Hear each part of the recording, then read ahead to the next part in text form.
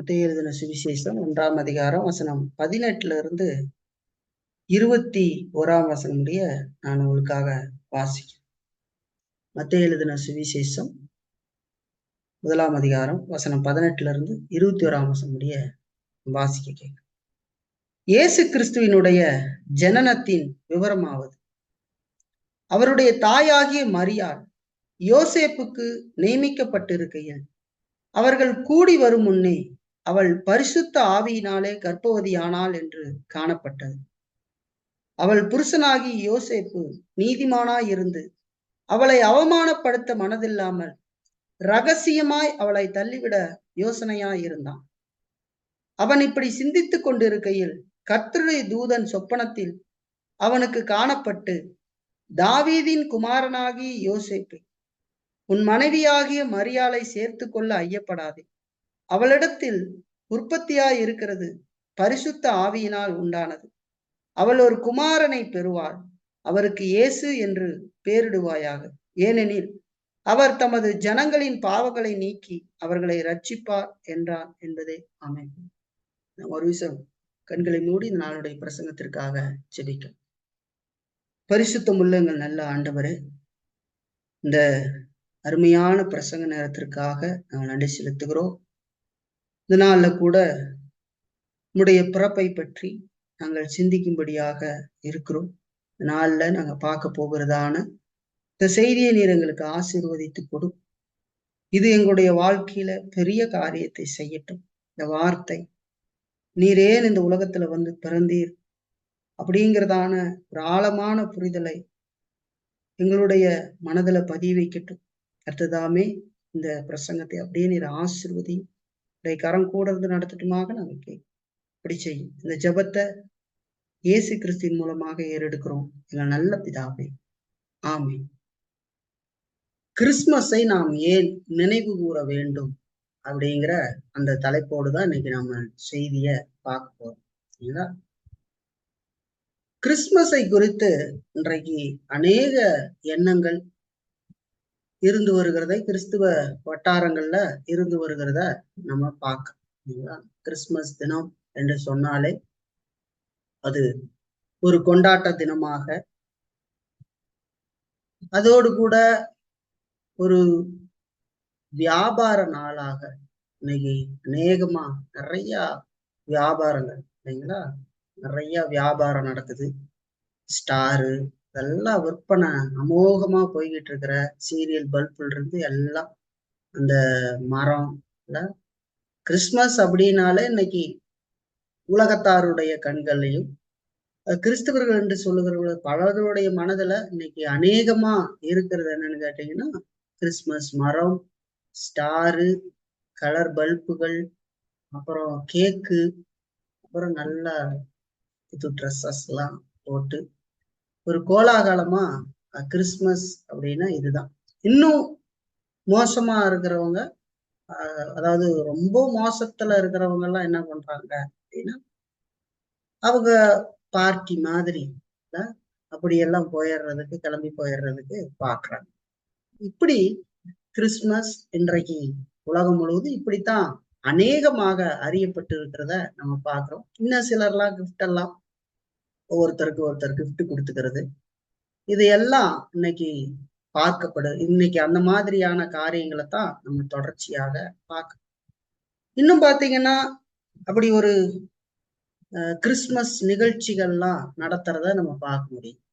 பொதுவா நல்ல கலை நிகழ்ச்சிகள் இல்லைங்களா, பிள்ளைகள் எல்லாம் கூட்டிக்கிட்டு வந்து கலர் கலரா துணி போட வச்சு அப்படி ஒரு ஆட்டம் பாட்டம் கொண்டாட்டமாக இல்ல அதெல்லாம் செய்யறதெல்லாம் பாக்குறோம். இந்த கிறிஸ்துமஸ் நாள் வந்து விட்டாலே அந்த மாதங்கள் எல்லாம் இந்த விதமான காரியங்களைத்தான் அநேகமாக நம்ம பார்க்க முடியும் இல்லைங்களா. அதிகமா பாக்குறது இதுதான். உலக மனிதர்களுக்கும் கிறிஸ்துமஸ் அப்படின்னா கிறிஸ்தவர்கள் இதெல்லாம் தான் செய்வாங்க. அப்புறம் கிறிஸ்துமஸ் தாத்தா வருவாரு, அவரு அப்படியே டிங்கு டிங்குன்னு ஆடிக்கிட்டு வருவாரு, முட்டாயெல்லாம் கொடுப்பாரு. இதெல்லாம் தான் கிறிஸ்துமஸ் தினம் அப்படிங்கிற விதத்துல இன்னைக்கு இந்த உலகத்துல அறியப்படுகிறது இல்லைங்களா. அப்போ இது வெறும் ஒரு கொண்டாட்ட நாளாக மட்டும்தான் இன்னைக்கு உலகத்தினால பார்க்கப்படுகிறது இல்லைங்களா? இப்ப இன்னொரு புறத்துல பார்த்தா என்ன சொல்ல ஆரம்பிச்சிடுறாங்க, இது கிறிஸ்துமஸ் தினங்கிறது வேதத்துல இல்லாத ஒரு தினம், ஆகவே இதெல்லாம் பண்ணக்கூடாது அப்படின்னு சொல்லி ஒரு சாரா இப்படி, இன்னொரு சாரா கிறிஸ்துமஸ்ங்கிறதுல கூத்தடித்து கொண்டு இருக்கிறத நம்ம பார்க்க முடியும். ஒரு புறம் கிறிஸ்துமஸ் என்று சொல்லி அதை ஒரு மோசமான களியாட்டு நாட்களாகவும், உலகத்தானை விட மோசமான சில செயல்களை எல்லாம் செய்துகிட்டு இருக்கிறத பார்க்கணும். இன்னொரு புறம் கிறிஸ்துமஸே எங்களுக்கு இல்ல, நாங்க அதெல்லாம் ஒன்னும் நினைச்சு கூட பார்க்க மாட்டோம், அதெல்லாம் எங்களுக்கு எதுவும் இல்லை அப்படின்னு சொல்லி அப்படி செய்கிறவர்களும் இருக்கிறாங்க இல்லைங்களா? ஆனா நம்ம இன்னைக்கு தலைப்பு என்னன்னா, கிறிஸ்துமஸை நாம் ஏன் நினைவு கூற வேண்டும் அப்படிங்கிற ஒரு தலைப்பு. இப்ப ரெண்டு ஒரு புறம் இருக்கட்டுங்க, அதை நாம ஒரு புறம் ஒதுக்கி வைத்து விடலாம் இல்லைங்களா? அது காலகாலமாக இது தொடர்ச்சியா வந்துகிட்டே தான் இருக்கு. கிறிஸ்துமஸ் தேவையா, கிறிஸ்துமஸ் தேவையில்லையா, இல்ல இப்படி ரெண்டு பக்கம் ரெண்டு பகுதியினர் பேசிக்கொண்டே இருப்பாங்க. இதையெல்லாம் நம்ம கடந்து ஒரு விஷயத்தை பார்க்க கற்றுக்கொள்ள வேண்டும் இல்லைங்களா? அதைத்தான் நம்ம இன்னைக்கு பார்க்க போறோம்.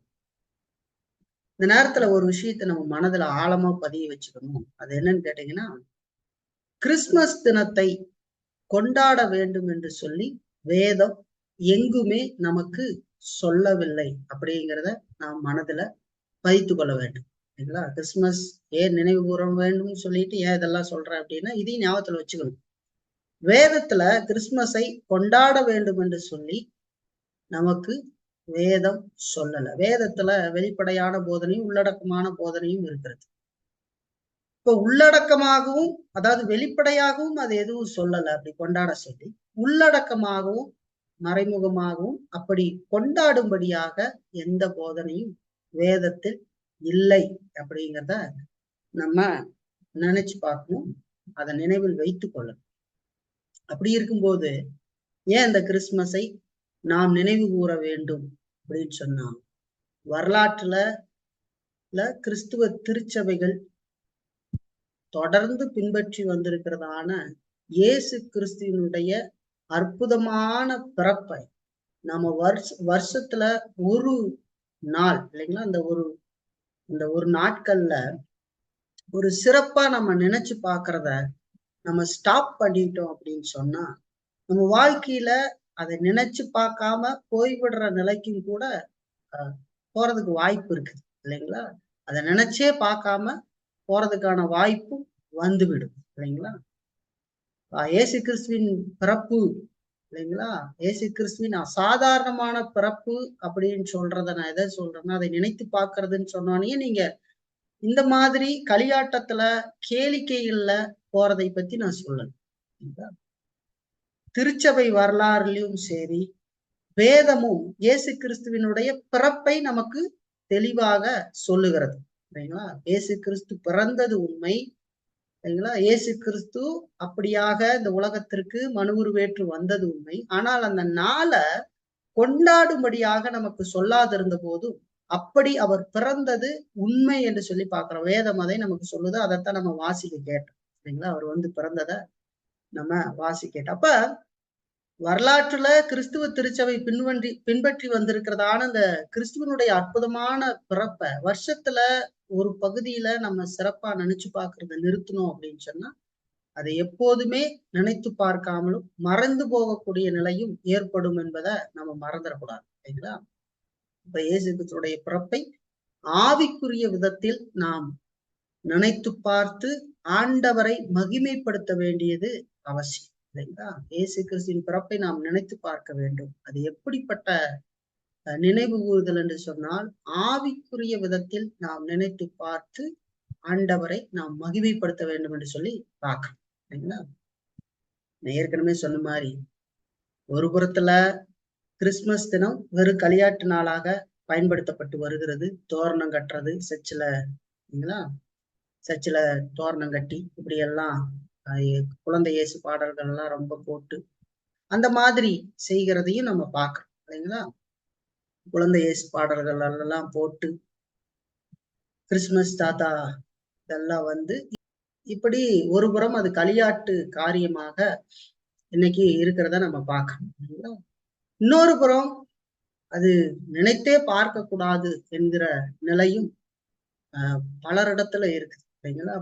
புதுசா அப்படி டீச் பண்ணி அதை மறக்கடிப்பதற்கான வேலைகளை செய்கிறதையும் நம்ம பார்க்கிறோம் இல்லைங்களா. இப்ப இயேசு கிறிஸ்துவனுடைய பிறப்பு என்பது அவருடைய மீட்பின் செயல்கள் பற்றிய இறையல் போதனைகள்ல இருந்து பிரிக்க முடியாத ஒன்று அப்படிங்கிறத நம்ம தெரிஞ்சுக்கணும். ஆண்டவருடைய பிறப்பு, அதாவது இயேசு கிறிஸ்து இந்த உலகத்துல வந்து பிறந்த பிறப்பு, அவருடைய அந்த மீட்பின் செயல் நாம பார்க்கிறோம் பாருங்க. மனிதனை மீட்கும்படியாக அவர் ஆற்றின இந்த மீட்பின் செயல்கள்ல ஒரு முக்கியமான பிரிக்க முடியாத காரியமாக இயேசுவின் பிறப்பு இருக்கிறது. நம்ம மத்தேயில 2ஆம் அதிகாரத்துல பார்த்தோம் அப்படின்னு சொன்னா பாருங்க, 2ஆம் அதிகாரத்துல பாருங்க. இப்ப நம்ம மத்தேயு 2:1 சில வசனங்களை நான் உங்களுக்காக வாசிக்கிறேன் பாருங்க. ஏரோது ராஜாவின் நாட்களில் யூதேயாவில் உள்ள பெத்லகேமிலே இயேசு பிறந்த பொழுது கிழக்கிலிருந்து சாஸ்திரிகள் எருசலேமுக்கு வந்து, யூதருக்கு ராஜாவாக பிறந்திருக்கிறவர் எங்கே? கிழக்கிலே அவருடைய நட்சத்திரத்தை கண்டு அவரை பணிந்து கொள்ள வந்தோம் என்றார். ஏரோது ராஜா அதை கேட்ட பொழுது அவனும் அவனோடு கூட எருசலேம் நகரத்தார் அனைவரும் கலங்கினார். அவன் பிரதான ஆசாரியர் ஜனத்தின் வேத பாரகர் எல்லாரையும் கூடி வரச் செய்து கிறிஸ்துவானவர் எங்கே பிறப்பார் என்று அவர்களிடத்தில் விசாரித்தான். அதற்கு அவர்கள் யூதேயாவில் உள்ள பெத்லகேமிலே பிறப்பார். அதேனென்றால் யூதேயா தேசத்தில் உள்ள பெத்லகேமே, யூதாவின் பிரபுக்களில் நீ சிறிதல்ல, என் ஜனமாகி இஸ்ரவேலை ஆளும் பிரபு உன்னிடத்திலிருந்து புறப்படுவார் என்று தீர்க்கதரிசியினால் எழுதப்பட்டிருக்கிறது என்றார்கள் சொல்லி பார்க்கணும். ஒரு விஷயம் தெரிஞ்சுக்கணும். ஏரோது என்கிற இந்த மனிதன், இந்த ராஜா ஒரு சின்ன ராஜா இல்லைங்களா. இப்ப இயேசு கிறிஸ்து பிறக்க போகிறார் என்று சொல்லுகிற பொழுது அவர் என்ன நினைக்கிறார்? நம்முடைய ராஜ்யத்தை அழித்து இல்லைங்களா, அவர் ராஜ்யத்தை ஸ்தாபிப்பார் அப்படிங்கிற விதமாக அவர் நினைக்கிறார் இல்லைங்களா. ஆகவே அவருக்கு ஒரு பெரிய கலக்கம். அவர் வந்தாரு அப்படின்னு சொன்னா இதெல்லாம் நடக்கும் அப்படிங்கிற ஒரு பயம். ஆகவே ஏரோது இயேசு கிறிஸ்து பிறக்கவே கூடாது அப்படிங்கிறதுல ஒரு முடிவோடு இருந்தார் இல்லைங்களா. அதனாலதான் சாஸ்திரிகளை நீங்க போய் பணிஞ்சுக்கிட்டு அதுல 16ஆம் வசனம் வரைக்கும் வாசிச்சீங்கன்னா நான் சொல்றது 6 வசனம் வாச்சேன் 2ஆம் அதிகாரத்துல. அதுல 16 வசனம் முடிய வாச்சா அதை நம்ம தெளிவா அறிஞ்சுக்கலாம். இயேசு கிறிஸ்து பிறக்கவே கூடாது அப்படிங்கிறதுல ஏரோது ஒரு பக்கம் போராடிக்கிட்டு இருக்கிறத நம்ம பார்க்க முடியும். ஏரோது ஏமாற்றப்பட்டதை அறிந்து 2 வயதுக்கு உட்பட்ட எல்லா பிள்ளைகளையும் கொல்லும்படியாக அவன் சொல்லுகிறத நம்ம பார்க்கணும் இல்லைங்களா. அப்படி ஒரு கட்டளையை அவர் போடுறத பார்க்கணும், 2 வயசுக்கு உட்பட்ட குழந்தைகள். இன்னொரு புறத்துல நம்ம வேதத்துல பார்த்தா பாருங்க, மத்தேயில 27ஆம் அதிகாரம் பாருங்க, 62 சில வசனங்களை வாசிக்கிறேன்.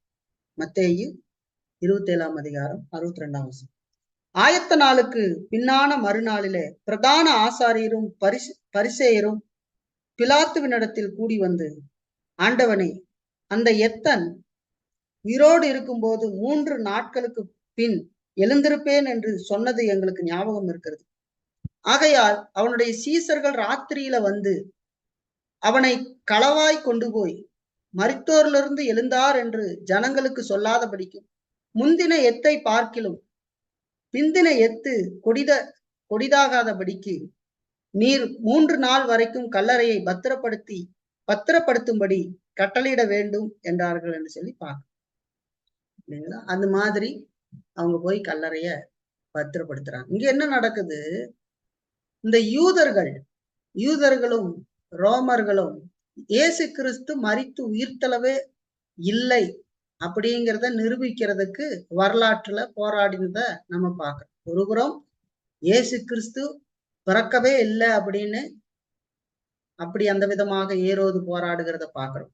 இன்னொரு புறத்துல இந்த யூத அதிகாரிகளும் ரோமர்களும் அவர் உயிர்த்தளவில்லை அப்படிங்கிறதுக்காக போராடி இருக்கு, அப்படி உயிர்த்தளவே இல்லைன்றத பண்றதுக்காக போராடி இருக்கிறத நம்ம பார்க்கணும் இயேசு கிறிஸ்து 3ஆம் நாள்ல உயிரோடு எழுந்திருப்பேன்னு சொல்லி இருக்கிறாரு. ஆகவே அந்த எத்தன் ஏமாற்றுக்காரன் அர்த்தம் சொல்லி இருக்கிறாரு. அதனால இப்ப மறிச்சு அடக்கம் பண்ணப்பட்டிருக்குது. இந்த சீசர்கள்லாம் வந்து யாருக்கும் தெரியாம திருடிக்கிட்டு போய் அந்த பணத்தை அப்படி எடுத்துக்கிட்டு போயிட்டு அதுக்கப்புறம் அவர் உயிர் தெழுந்துட்டாருன்னு பொய்ய சொல்லுவாங்க.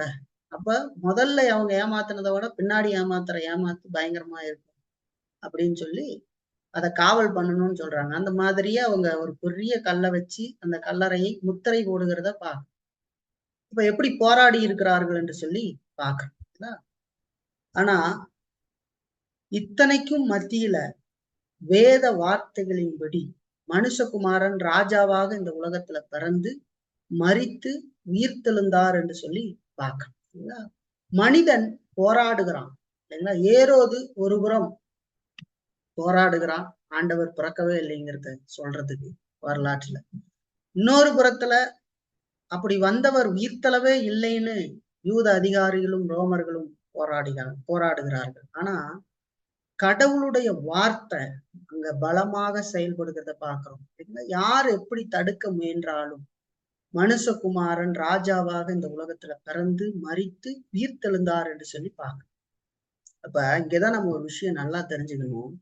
இயேசு வரலாற்றுல பிறக்கல அப்படின்னு சொன்னா அப்போ அவருடைய மீட்பின் செயல்கள் நடந்திருக்கிறதுக்கு வழி இல்லை இல்லைங்களா? இயேசு பிறக்கணும் இல்லைங்களா? இயேசு முதல்ல பிறந்தாதான் அந்த மீட்பின் செயல் மனிதனுக்காக, மனிதனுடைய மீட்புக்காக அவர் ஆற்றுகிற செயல் நிகழும். அவர் இந்த உலகத்துல பிறக்காம அது நிகழாது இல்லைங்களா? அப்ப அவருடைய பிறப்பு ஒரு அற்புதமான பிறப்பு. அவரை போல இந்த உலகத்துல பிறந்தவர்கள் ஒருவரும் இல்லை என்று சொல்லி பார்க்கணும். அவர் மாதிரி பிறந்தவர்கள் யாருமே கிடையாது. இப்ப முதல்ல இதுல நம்ம பாக்குறது அவருடைய அந்த அற்புதமான பிறப்பு. ஏன் அதை நம்ம நினைவு கூறணும், அதை ஏன் நம்ம ஆவிக்குரிய விதத்துல நினைத்து பார்க்கணும் அப்படிங்கறதையெல்லாம் நம்ம இன்னைக்கு கொஞ்சம் பார்த்து அதுல இருந்து சில நடைமுறை பயன்பாடுகளை நம்ம எடுத்துக்க போறோம். முதல்ல இயேசு கிறிஸ்துனுடைய பிறப்பை வேதம் கன்னி பிறப்பு என்று சொல்லி சொல்லுகிறது. நம்ம வாசிச்ச அந்த மத்தேயு 1ஆம் அதிகாரத்துல 18ஆம் வசனத்துல நம்ம பார்க்கும்போது அது சொல்லுகிறது, இயேசு கிறிஸ்துவின் ஜனனத்தின் விவரமாவது அவருடைய தாயாகிய மரியாள் யோசேப்புக்கு நியமிக்கப்பட்டிருக்கையில் அவர்கள் கூடி வரும் முன்னே அவள் பரிசுத்த ஆவியினாலே கர்ப்பவதியானாள் என்று காணப்பட்டது என்று சொல்லி சொல்லுகிறத பாருங்க. இயேசுவின் பிறப்பை கன்னி பிறப்பு என்று சொல்லி வேதம் சொல்லுகிறது. இதுக்கு காரணம் என்ன?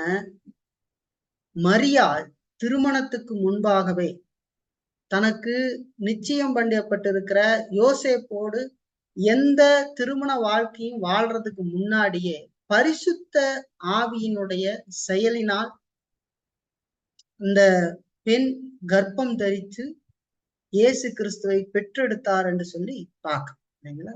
அந்த விதமா இந்த உலகத்துல பிறந்தவர்கள் ஒருவரும் இல்லை இல்லைங்களா? இயேசு கிறிஸ்துடைய கன்னி பிறப்பு இல்லைங்களா? அந்த வகையில உலகத்தில் பிறக்கவில்லை. அப்படி ஏன் இயேசு பிறக்கணும் அப்படின்னு ஒரு கேள்வி கேட்டுக்க வேண்டியது அவசியம் இல்லைங்களா? ஏன் இயேசு கன்னியின் வயிற்றுல பிறக்கணும்? இதுக்கெல்லாம் முக்கியமான இறையியல் காரணங்கள் இருக்கு. இன்னைக்கு வேதத்தை படிக்கிற பொழுது அநேகருக்கு அதெல்லாம் தெரியாம கன்னியின் வயிற்றுல பிறந்திருக்கிறார் அப்படிங்கிறதையும் இந்த மாதிரி அதை சாதாரணமாக கடந்து போயிட்டு இருக்கிறாங்க. அந்த கன்னி பிறப்பு ஏன், எதற்காக இயேசு ஒரு கன்னியினுடைய வயிற்றுல வந்து பிறக்க வேண்டும் அப்படின்னா அதுக்கு காரணம் இருக்கு. என்னன்னா இயேசு தேவ கோபத்தை தன் மேல சுமந்து தன்னுடைய மக்களை பாவத்திலிருந்து விடுவிப்பதற்காக செய்ய வேண்டிய எல்லாவற்றையும் தன்னுடைய முழுமையான தெய்வீகத்தையும் மானுடத்தையும் ஒரே சேர சுமந்து செய்ய வேண்டி இருந்தது என்று சொல்லி பார்க்கணும் இல்லைங்களா? அப்ப அவர் தேவனாக இருக்கிறார், அவர்ல தெய்வீகம் இருக்கிறது, திரித்துவத்தின் 2ஆம் நபராக இயேசு கிறிஸ்து இருக்கிறார்.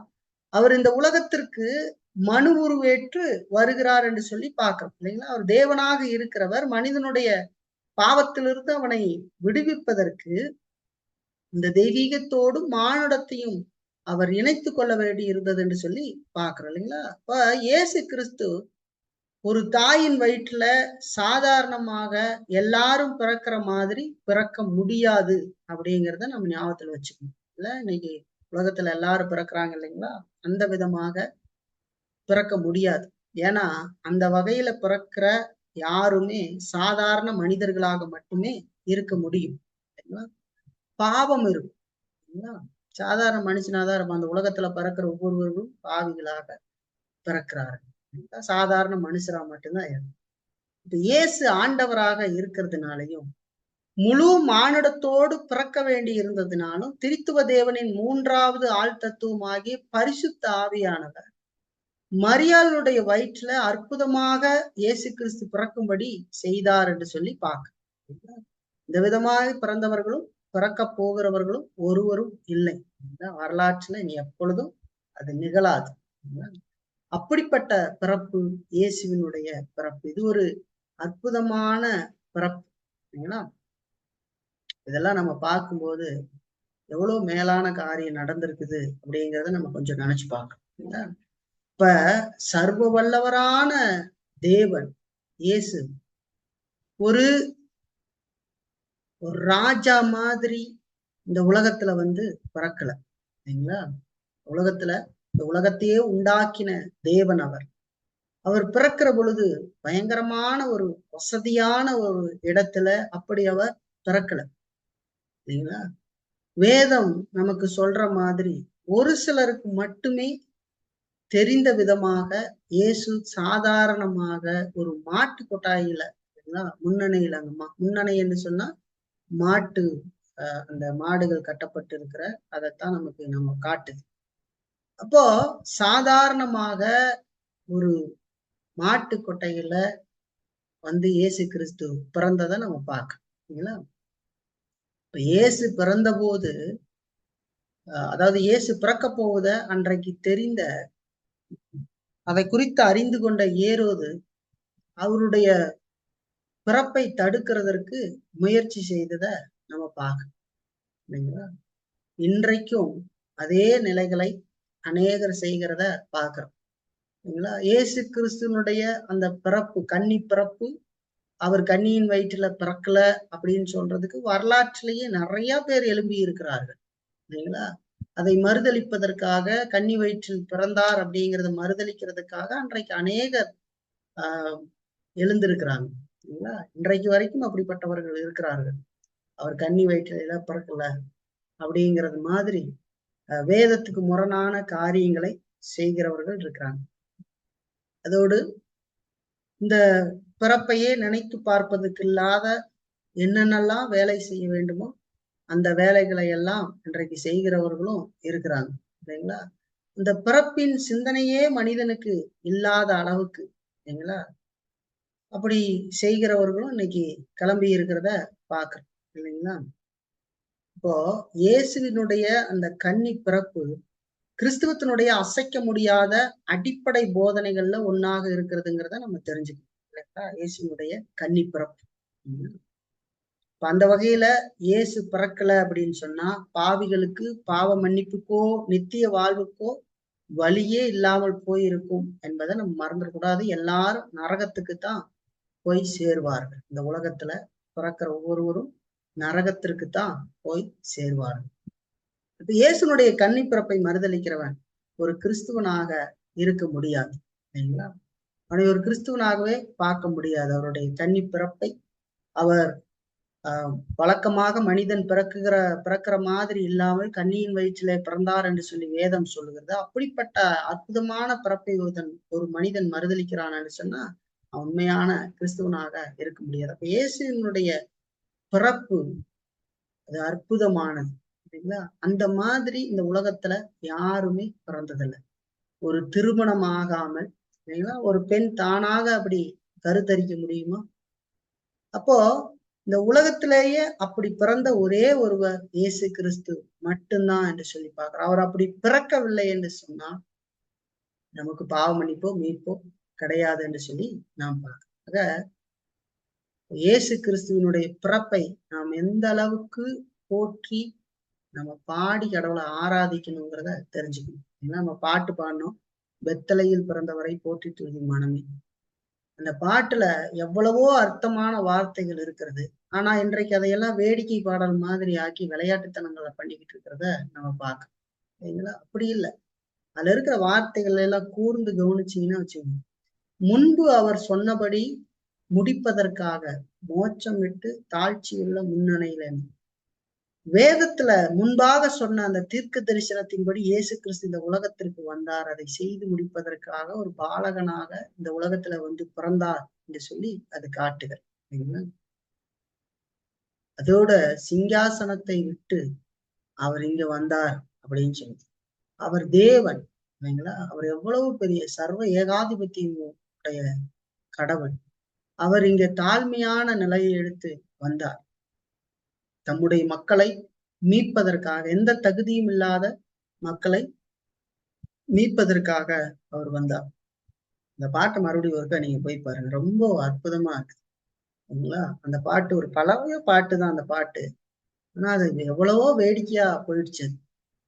ஆவிகளின் சத்தத்தினால ஆனந்தம் கொண்டோர் அப்படின்னா, பரலோகத்துல தூதர்களுடைய அந்த துதியில எப்பொழுதும் மகிழ்ந்து கொண்டிருந்த தேவன் ஒரு சாமானியனான மனிதன் ஆட்களுடைய சத்தத்துக்குள்ள வந்து அழுது பிறந்தார். ஒரு சாதாரண குழந்தை இன்னைக்கு எப்படி பிறந்து அழுகிறதோ அந்த மாதிரி இயேசு கிறிஸ்து இந்த உலகத்துல வந்து கன்னி மரியாளுடைய வயிற்றுல அவர் உதித்து அப்படி வந்து பிறந்தார் என்று சொல்லி வேதம் சொல்லுது. அது எவ்வளவு பெரிய அற்புதமான காரியம் பாருங்க. இதையெல்லாம் நம்ம நினைச்சு ஏன் இயேசு கிறிஸ்து அப்படி வந்தார்? என்னுடைய பாவத்திலிருந்து என்னை மீட்கும்படியாக, அதற்கான பரிகாரத்தை உண்டு பண்ணும்படியாக இயேசு கிறிஸ்து வந்தார் அப்படிங்கிறத உணர்ந்து அந்த நாளை நாம் எந்த அளவுக்கு சிறப்பாக நினைவு கூர்ந்து பார்க்கணும். அது பிரியாணி திங்கிற நாடு இல்லை இல்லைங்களா? பிரியாணி திங்கிற நாள் அது ஏதோ களியாட்டுக்கு போறோம். பிரியாணி சாப்பிட்றத தப்புன்னு சொல்ல, பிரியாணி சாப்பிடுங்க, புது துணி போட்டுக்குங்க, அதெல்லாம் தப்புன்னு நான் சொல்ல வரல. ஆனா அதுதான் அந்த நாளினுடைய நோக்கம் என்கிற விதமாக அந்த மாதிரி செய்வது ஒரு மதியட்டத்தனம், களியாட்டுத்தனம் என்று சொல்லி பார்க்கணும். என்னன்னு பாட்டு கச்சேரி தானே இல்லைங்களா? அப்ப இப்படிப்பட்ட அற்புதமான பிறப்ப ஒரு கிறிஸ்துமஸ் மரத்தை வச்சு அதுக்கு லைட்டு கட்டிக்கிட்டு அதோட கிறிஸ்துமஸ் தாத்தாவை வச்சு இன்னைக்கு நம்ம பெருவாரியா பாத்தீங்கன்னா கிறிஸ்துவ வந்து இந்த தாத்தாவே கொண்டு போயிடுறாரு இல்லைங்களா? தாத்தா டான்ஸ் ஆடுறதுதான் தெரியுது. அவர் வந்து கிறிஸ்து எதுக்காக அந்த உலகத்திற்கு வந்தார் அப்படிங்கிறது யாரும் நினைச்சு பாக்குறது இல்லை அதிகமா. தாத்தா தான் சிங்கு சிங்குன்னு ஆடுறாரு. அந்த ஆட்டம் வேற லெவல், வேற மாதிரி போயிட்டு இருக்குது. வருஷம் உலகத்தான் கூட அந்த மாதிரி ஆட மாட்டானான் இருக்குது இல்லைங்களா? அது ரொம்ப மோசமா இருக்குது. இன்னைக்கு இப்போ நேத்து கூட எதுலயோ பார்த்தேன், ஒரு பெண்ணை பிடிச்சுக்கிட்டு ஆடிக்கிட்டு இருக்காங்க இல்ல? ஐயோப்பா, அருவருப்பா இருக்குது அது பார்க்கும்போதே. கொஞ்சம் கொஞ்சமா போய் அதான் வேதம் சொல்லுகிறது, ஒரு களியாட்டுங்கிறது வேதத்துக்கு புறமான காரியங்களை செய்ய செய்ய செய்ய செய்ய அதனுடைய முடிவு இந்த மாதிரிதான் போய் முடியும். அது எது என்னது எதுன்னு தெரியாம அப்படி ஆடிக்கிட்டு பாருங்க, எவ்வளவு மகிமையான பிறப்பு இயேசுவினுடைய பிறப்பு. அந்த பிறப்ப உள்ளத்துல நினைச்சு பார்த்து இந்த பாவத்துல இருக்கிற மனிதர்கள், தேவனை தேட முடியாத இருந்த மனிதர்களை மீட்கும்படி இயேசு கிறிஸ்து வந்தாரே. அவரு ஒரு என்னைய ஒரு நான் ஒரு இப்படிப்பட்ட ஒரு மனிதன், என்கிட்ட எந்த தகுதியுமே இல்லை. ஆனா அப்படிப்பட்ட தேவன் எந்த எதிர்பார்ப்பும் இல்லாம என்னுடைய மீட்புக்காக அவர் வந்தாரே. சாதாரண மனிதனாக இல்லைங்களா? ஒரு கன்னி மரியின் வயிற்றுல பிறந்து நான் எப்படி இருக்கிறனோ, எப்படி தோலும் சதையும் கொண்டவனாக இருக்கிறனோ அந்த விதமாக இங்க வந்தாரே அப்படிங்கிறத நினைச்சு பார்த்து அந்த சந்தோஷத்துல ஆண்டவரை ஆராதிச்சு அந்த செய்திய மக்களுக்கு சொல்ல வேணும். அப்படிப்பட்ட நாட்களாக இதை நினைவு கூர்ந்து நாம் பயன்படுத்திக்க வேண்டாமா? அப்படி நினைக்கும் கிறிஸ்துவின் பிறப்பின் நிமித்தமாக நாங்கள் அநேகருக்கு இயேசு கிறிஸ்துவை பத்தி சொல்ல போறோம்னு சொல்லி டம்டக்கா தட்டிக்கிட்டு போய் அங்க போய் அந்த வீட்டுல 50 ரூபா வாங்கிட்டு வந்துகிட்டு இருக்காங்க இல்லைங்களா? ஒரு ஜபம் பண்ணிட்டு அது என்ன வேடிக்கையான ஒரு காரியமா இருப்பாரு. இயேசு கிறிஸ்துவை கொண்டு போய் கொடுங்கன்னு சொன்னேன். நாளை வச்சு அந்த சந்தோஷத்தை, நான் அடைந்த சந்தோஷம் எல்லாரும் அடையணும்னு சொல்லி அதுல ஏதாவது ஒரு சுவிசேஷ கூட்டம் மாதிரி எல்லாம் வச்சு மக்களை எல்லாம் வர வச்சு இயேசுவினுடைய பிறப்பின் மேன்மைகளை சொல்லி அந்த மாதிரி செய்யறதுதான் அது. அதை நம்ம அப்படிதான் பண்ணலாம் இல்ல. அதை விட்டு மோசமான வேலைகள்லாம் பண்ணக்கூடாது சரிங்களா. ஒருவரும் இந்த கேவலங்களை எல்லாம் ஒருத்தர் பார்த்து பார்த்து கிறிஸ்மஸையே நாங்க நினைச்சு பார்க்க மாட்டோம், அதெல்லாம் நமக்கு தேவையில்லை அப்படின்னு ஒரு குரூப் சுத்துது இல்லைங்களா. இந்த பக்கம் இவங்க இப்படி செய்யறாங்க. ஆனா நம்ம தெளிவா தெரிஞ்சுக்கணும், இந்த காலங்கள்ல எப்பொழுது இயேசுவின் பிறப்பை நாம் நினைத்து பார்க்கணும். விசேஷமா இந்த காலப்பகுதிகளில் நாம் நினைத்து பார்க்கலாம். குடும்பமாக பிள்ளைகளோடு உட்காந்து நினைச்சு பார்க்கலாம். இயேசு குழந்தைகளுக்கெல்லாம் சொல்லி கொடுக்கணும், இயேசு இந்த மாதிரிதான் வந்து பிறந்தார், சின்ன பையனா பிறந்தார், இந்த மாதிரிதான் பிறந்தார், ஏன் பிறந்தார் தெரியுமா அப்படின்னு குழந்தைங்களுக்கு எல்லாம் சொல்லி கொடுக்கணும். அப்படி அதை குடும்பத்தோடு செலவிடுகிறதாக, அதோடு நம்மை சார்ந்தவர்களுக்கு ஆண்டவரை பத்தி அவர் ஏன் இந்த உலகத்துல அப்படி பிறக்க வேண்டி இருந்தது அப்படிங்கிறதுலாம் நம்ம சொல்லி கொடுக்கணும். அப்படி அதை சந்தோஷமா ஆவிக்குரிய ரீதியில நம்ம செய்யணும். அதுக்காக சிலரை எல்லாம் கூப்பிடுவதற்கு, சிலரை வீட்டுக்கு அழைச்சி சாப்பாடு கொடுத்து அந்த மாதிரி செய்யலாம். களியாட்டு வேலைகளை செய்யக்கூடாதுன்னு சொல்லிட்டார். அப்ப முதல்ல வேதம் இயேசு கிறிஸ்துவின் பிறப்பை கன்னி பிறப்பு என்று சொல்லி. அடுத்து ரெண்டாவது ஒரு காரியம் பார்க்கிறோம், இயேசு கிறிஸ்துவினுடைய அந்த தன்மை சரிங்களா. அவர் இந்த உலகத்துல பிறக்கும் போது அவர் எப்படி இருந்தார் அப்படின்றத வேதம் நமக்கு சொல்லுகிறது. பாருங்க, யோவான் எழுதின சுவிசேஷத்துல 1ஆம் அதிகாரம் 14ஆம் வசனம். யோவான் எழுதின சுவிசேஷம் 1ஆம் அதிகாரம் 14ஆம் வசனம் சொல்லுது, அந்த வார்த்தை மாமிசமாகி கிருபையினாலும் சத்தியத்தினாலும் நிறைந்தவராய் நமக்குள் வாசம் பண்ணினார். அவருடைய மகிமையை கண்டோம், அது பிதாவுக்கு ஒரே பேரானவருடைய மகிமைக்கு ஏற்ற மகிமையாக இருந்தது என்று சொல்லி சொல்லுது. இப்போ நம்ம ரெண்டாவதா பார்க்கறது இயேசு கிறிஸ்துவனுடைய இரு தன்மைகள், டூ நேச்சர் என்று சொல்லி சொல்லுவாங்க. என்னன்னா, தேவனாக இருக்கிற இயேசு கிறிஸ்து, திரித்துவத்தினுடைய இரண்டாவது ஆழ்த்தத்துவமாக இருக்கிற அவர் குமாரன் இந்த உலகத்துக்கு வருகிற பொழுது மனு உருவேற்றார் என்று சொல்லி பார்க்கிறோம் சரிங்களா. அப்போ அந்த தெய்வீகத்தை மானிடத்துக்குள் மறைத்து கொண்டு இந்த உலகத்துக்கு வந்தார் சரிங்களா. இப்ப அதைத்தான் இங்க யோவான் அழகாக சொல்றார், அந்த வார்த்தை மாமிசமாகி என்று சொல்லி சொல்றத பாருங்க. அந்த வார்த்தை மாமிசமாகி கிருபையினாலும் சத்தியத்தினாலும் நிறைந்தவராய் நமக்குள்ளே வாசம் பண்ணினார் என்று சொல்லி சொல்லுகிறது. இந்த வார்த்தை கொஞ்சம் நமக்கு சரியான அர்த்தத்தை கொடுக்கல. அதை நம்ம படிச்சோம் அப்படின்னு சொன்னா தமிழ் பைபிள்ல இந்த இந்த இதுல நமக்குள் வாசம் பண்ணினார்னா நம்ம என்ன மாதிரி அர்த்தத்துல புரிஞ்சுக்கணும்னா, நமக்குள்ள வாசம் பண்ணினார், நமக்குள்ள அவர் செயல்பட்டாருங்கிற மாதிரி நம்ம புரிஞ்சுக்கணும். ஆனா இந்த வார்த்தை அதை சொல்லணும் சரிங்களா. அவர் நம்மத்திலே வாசம் பண்ணினார் என்று சொல்லி சொல்லுகிறது. அப்ப கிருபையினாலும் சத்தியத்தினாலும் நிறைந்தவராய் அவர் நம் மத்தியிலே வாசம் பண்ணினார் அப்படிங்கிறது சரியான புரிதலாக இருக்கும். வெளிப்பிரகாரமாக நமக்கு தெரியும்படியாக இயேசு கிறிஸ்து இந்த உலகத்துல இருந்தார் என்று சொல்லி சொல்லுகிறது. அதைத்தான் யோவான் சொல்றார், வார்த்தையாக இருந்த அவர் இல்லைங்களா, திரித்துவத்தின் இரண்டாவது நபராக தேவனாக இருந்த அவர் இந்த உலகத்துல இந்த வார்த்தை மாமிசமாகி மனு உருவேற்று நமக்குள்ளே வந்து வாசம் பண்ணினார் என்று சொல்லி நம் மத்தியிலே, அதாவது நம் மத்தியிலே வந்து வாசம் பண்ணினார் என்று சொல்லி இயேசு கிறிஸ்துடைய மானுட பிறப்பை குறித்து யோவான் சொல்றத நம்ம பார்க்க. இது எதை காட்டுகிறதுன்னு சொன்னா, பழைய ஏற்பாட்டுல ஆலயத்தை நம்ம பார்க்கிறோம் சரிங்களா. இந்த ஆலயம் அது வெளிப்பிரகாரமாக எல்லாருக்கும் தெரிகிற மாதிரி இருந்ததை நம்ம பார்க்கணும் பழைய ஏற்பாட்டு ஆலயம். அந்த விதத்துல நாம் ஆராதிக்கும்படியாக இயேசு கிறிஸ்து வந்து பிறந்தார் என்று சொல்லி இது நமக்கு காட்டுகிறது. நீங்க பாருங்களேன், உங்களுக்கு ஒரு புரிதலுக்காக சொல்றேன். இயேசு கிறிஸ்து இந்த உலகத்துல பிறந்த பொழுது எல்லாரும் இயேசுவை அந்த குழந்தை பிறப்பை பார்க்கல. ஒரு சிலருக்கு மட்டும்தான் கடவுள் அந்த கிருபைகளை கொடுத்திருந்தார். முதலாவது வருகையில அவரை பார்க்கறதுக்கு சிமியோனை நம்ம பார்க்கிறோம், இந்த சாஸ்திரிகளை பார்க்கிறோம் இல்லைங்களா. சிமியோன், சாஸ்திரி, அப்புறம் அன்னாள், அப்புறம் நம்ம பார்க்கிறோம் சகரியா, அப்புறம் அவனுடைய மனைவி எலிசபெத்து, மரியாள், யோசேப்பு, இப்படி ஒரு சிலருக்கு மேய்ப்பர்கள் இல்லைங்களா, மந்தை மேய்த்து கொண்டிருந்த மேய்ப்பர்கள், இவங்கெல்லாம் என்ன செய்தார் அப்படின்னு சொல்லிப்பார். சாஸ்திரிகள் என்ன செய்தார்? சாஷ்டாங்கமாய் அவருக்கு முன்பாக விழுந்து வணங்கினார்கள் என்று சொல்லிப்பார். அதே மாதிரி மேய்ப்பர்களும் அதை கண்டு வணங்கினார்கள் சொல்லிப்பாங்க. எல்லாரும் தொழுகை செய்தார்கள் என்று சொல்லி பார்க்கணும்.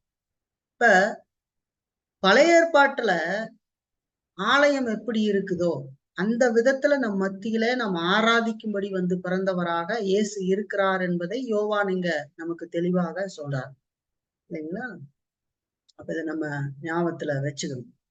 அப்ப இயேசு கிறிஸ்துவனுடைய டூ நேச்சர் இல்லைங்களா, இரு தன்மைகள் இல்லைங்களா. இப்ப அந்த இரு தன்மையை பத்தின சரியான புரிதல் நமக்கு தேவை. அப்ப வார்த்தை என்பது இயேசுவை குறிக்கிறது. வார்த்தையாக இயேசு மாமிச உருவத்தை ஏற்று பிறந்தார் என்று சொல்லி யோவான் சொல்றார்.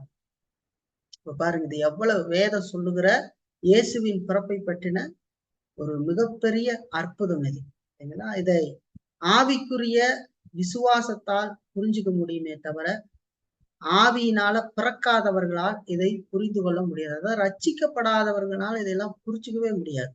அது எப்படி மானுடத்துல தெய்வீகம் இருக்கும், அதாவது ஆவிக்குரிய விதத்துல தான் புரிஞ்சுக்க முடியும். தெய்வீகம் மானுடத்தில் மறைந்திருந்தது என்று சொல்லி பார்க்க. இப்ப இயேசு பிறந்த போது அவர் மனிதனாக பிறந்தார் என்று சொல்லி பார்க்கிறோம். மனுஷனுடைய கண்கள் அவரை மனுஷராகத்தான் பார்த்துச்சு.